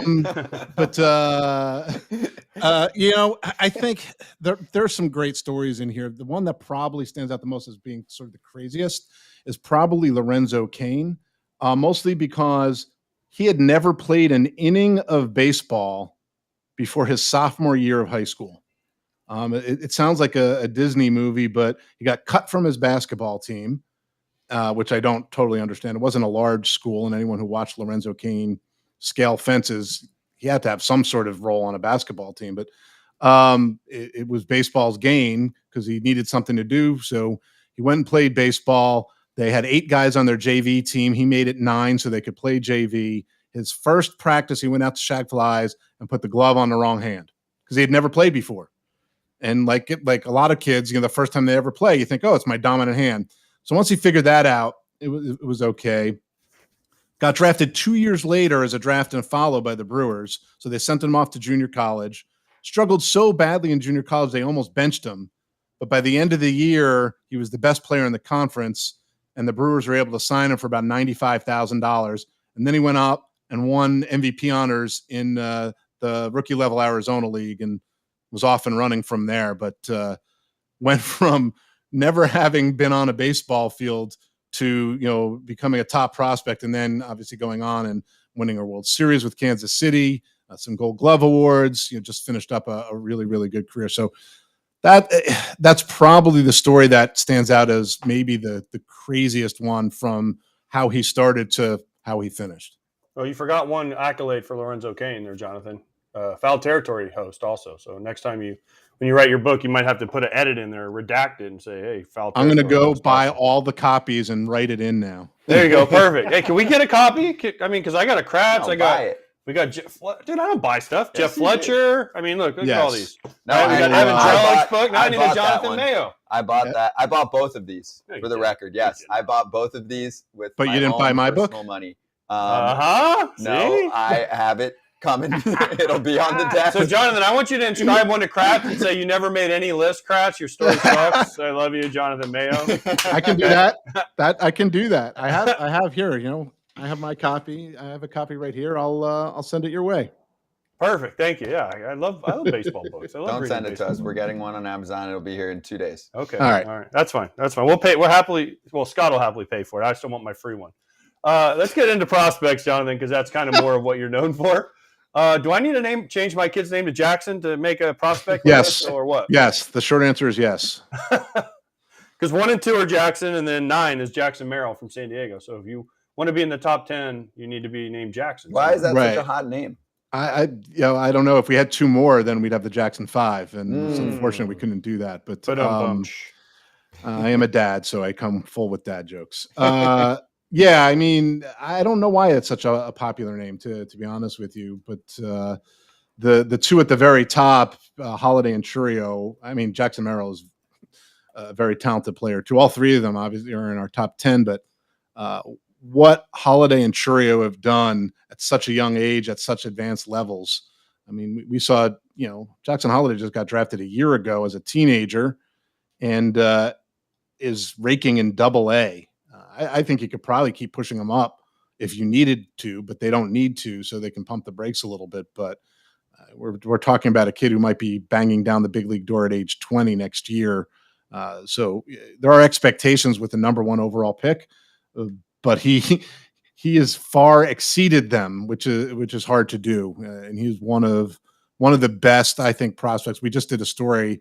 We kind of refresh it every time there's a new number 1 prospect, ranking the all-time number 1 prospects, and we put him in at number 5. So, and that has a lot to do with hype and how they perform when they become number 1. But for a guy to have the hype as a number 1 pick and then to be better than that, you don't see that too often.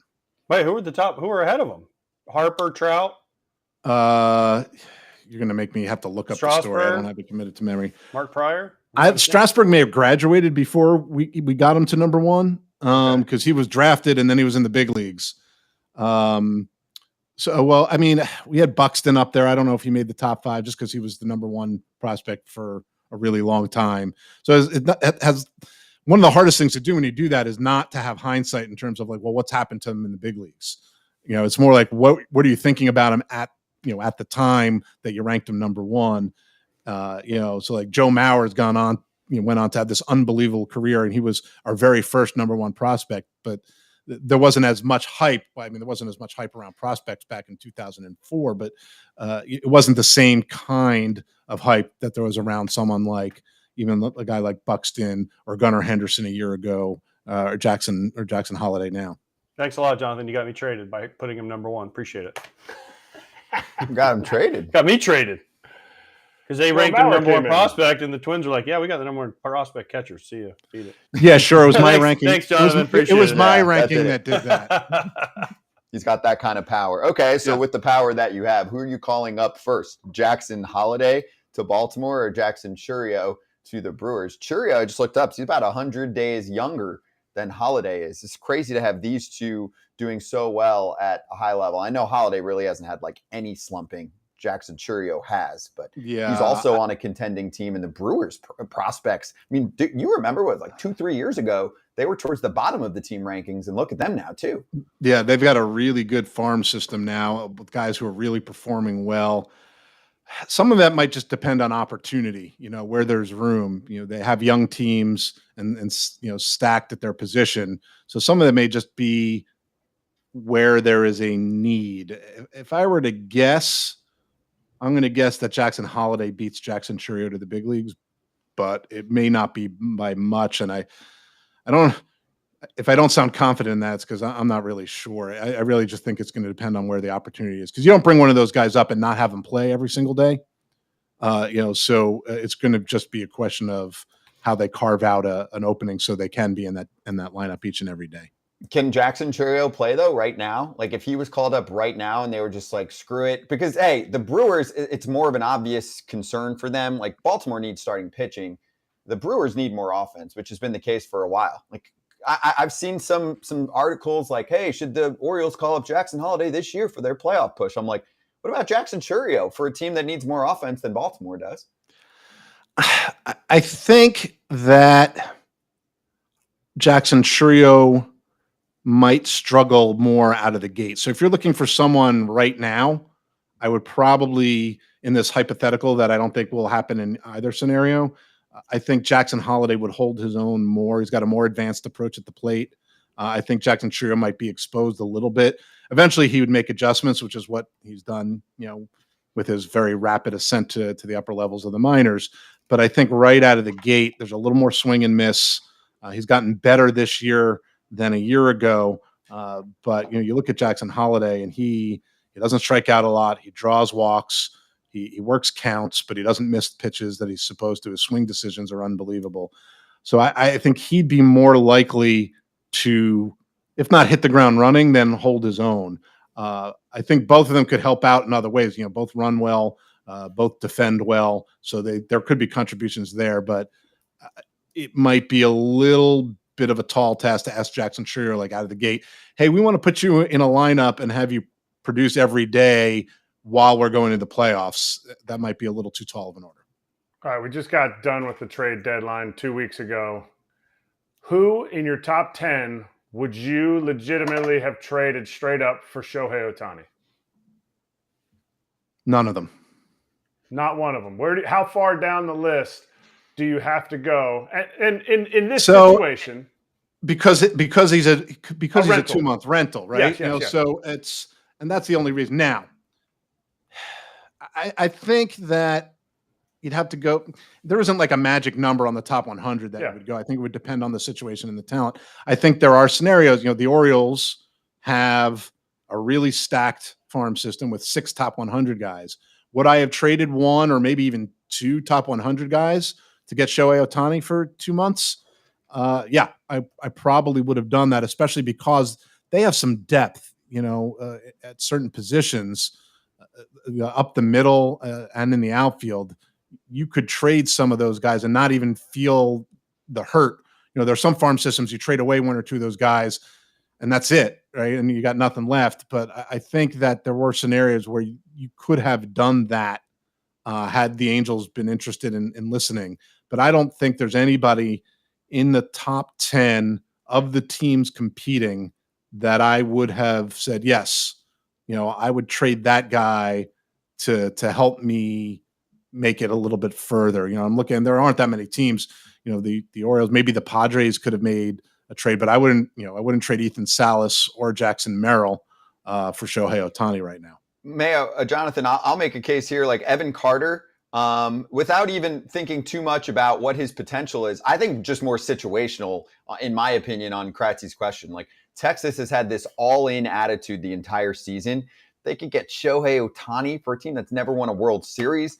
I think you say, hey, screw it. If it's going to cost us 1 prospect, even though he's a top 10 guy, I don't know if I think they actually would be more likely to do it than most, because I think this has just as much to do with the GM. Like Chris Young is not looking at prospects the way that some teams hug, squeeze so tight every guy that's ranked really high up and say, no matter what, we are more about our future and having a guy that we can control his cost and has the potential to be really good than actually looking straight ahead and being like, wait, this might be the year we win a World Series for the first time in our franchise history. I think Texas has done it right. I think that's a fair point. And they are. I mean, listen, AJ Preller in San Diego has kind of gone back and forth in terms of love and hate. Jerry DiPoto, in Seattle. So guys have done it when they see that window. And I could see the Rangers having been in that situation. And maybe they would have. They managed to get Max Scherzer and traded a top 100 guy away, but it wasn't Evan Carter. And then they have Scherzer for longer. So in the end, that may have been a better fit. We don't know how far down the road they may have gone. Would the Angels have even traded Shohei Ohtani to a team within their division? I don't know the answers to that. And I think it may have also been different if it were a team that perceived itself to have a chance at signing Shohei Ohtani beyond this year, because then you have 2 months to sort of say, see, it's pretty cool over here. We win a lot. The Dodgers might have been willing to shed some of their top prospects more so than some of these other teams where, Shohei Ohtani is not going to sign with the Baltimore Orioles long term. That's just not going to happen. And the Orioles and Mike Elias likely know that. But he could sign with the Dodgers. And if the Dodgers could have gotten 2 months of Shohei Ohtani to say, you can stay sort of in town, we win a lot here, it's pretty cool, come join us, that would have given him a little more runway to the offseason and signing that long-term deal. And then maybe that's worth a little bit more. Yep, that's fair. Okay, so I want to ask you about the team rankings, because I know you just came out with the fresh top 100, but on the team side, which I love to look at, to just get a gauge of where ball clubs are at in terms of how they're developing talent. And also it helps you to project forward when you're thinking about which teams are going to be good, because we know, those guys get called up throughout a season, and I don't think that always gets weighed in for some prognosticators. So on the other end of the spectrum, who are some of the lowest ranked farm systems? And we're touching on the Angels. There was a lot of controversy, or at least debate, about if they should have traded Ohtani or not. And some people did argue that they didn't have much in their farm system anyway, so screw it. I still differ there, where I'm like, you're still probably setting yourself back another year or two when you do get rid of like 5-6 guys, even if they're not ranked as high in other spots. So what do you think about some of the bottom teams on that list? Yeah, it's really hard to continually win and have a strong farm system at the same time. Some teams do it. The Dodgers, because they have the large pocketbooks, can do it. The Rays have managed to do it year after year. I think the Brewers are kind of on that cusp right now, but they, as you've pointed out, this is newer that their farm system is that strong. So you look at the bottom of the list, and you have the Astros and the Braves, and those are teams that have won a lot. The Braves built up their farm system. They were our number one farm system a while ago, and they've parlayed that into winning. Now, what some of these teams have been able to do, even though their farm systems aren't strong, is use what they do have. The Astros, I think, were 27th on our preseason list. They still managed to make a trade for Justin Verlander. They traded what they had at the top, in Drew Gilbert and Ryan Clifford. And Drew Gilbert was their one top 100 guy to make the trade that they needed. The Braves keep making, maybe they're more incremental changes in terms of, deadline trades, but they're willing to do it. And that's why it's, taking them longer to kind of to rebuild. The Angels, they've been at the bottom, but they also get guys to the big leagues really, really quickly over the last few years. Zach Nato last year was their first round pick, and he's been in the big leagues. Nolan Shanuel, who's their first round pick this year, is already in Double-A and raking. So just because they don't have a super deep farm system doesn't mean that they don't get guys to the big leagues. But those systems on the bottom have struggled a little bit to either replenish or rebuild, the coffers, so to speak.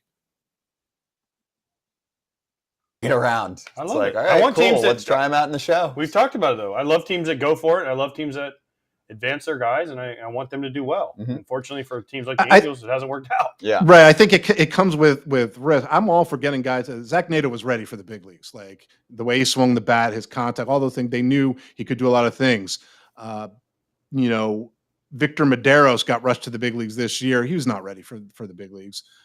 Major league stuff, yes. Command, no. So I think some of the time with the Angels, it's worked. Chase Silseth made a nice contribution last year. He made up really, really quickly. He's been up again this year. I think he'll be just fine. You have to worry, though. I think there's a difference between aggressively pushing and rushing guys to the big leagues. And sometimes if you rush somebody from a developmental standpoint, it can set them back.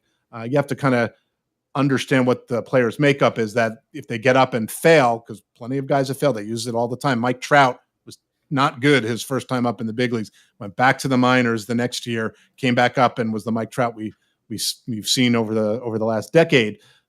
But you need to know something about the player in your system, whether or not he can handle that kind of adversity on that stage before you run them up to the big leagues. Yeah, it's a great combo because obviously they're kind of pushing their chips in. And also Perry Manation's coming from the Braves, and the Braves do that a lot. And yeah, sometimes they call a guy up, then he goes back down for a while. Like Vaughn Grissom's been down most of the year. Now he's back up. So great stuff. Hey, Jonathan, great to have you on here for the first time. Thank you. Good to catch up with you for 20 minutes instead of 10 hours doing a draft day two show. of the draft, man. It's a slog. Exactly. Yes. Congrats on the book. We'll have it on the desk in the next 2 days. Boom, there it is. Smart, Wrong, and Lucky, the origin stories of baseball's unexpected stars by Jonathan, and with a forward by Dave Dombrowski.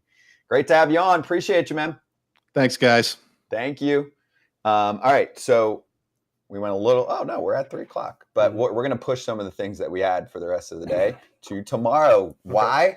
Because we do the show every day for 2 hours. So the one thing that might be asked about is Immaculate Grid. We're not going to play today's tomorrow. We'll play tomorrow's tomorrow. So look out for that. Okay. No, we're not playing today's tomorrow. I can cheat then. You could technically cheat anytime, right? As soon as it comes out, you could look it up, whatever. But we're just having fun also. Remember, everyone, it's a game. It's not millions of dollars on the line. Let's slap.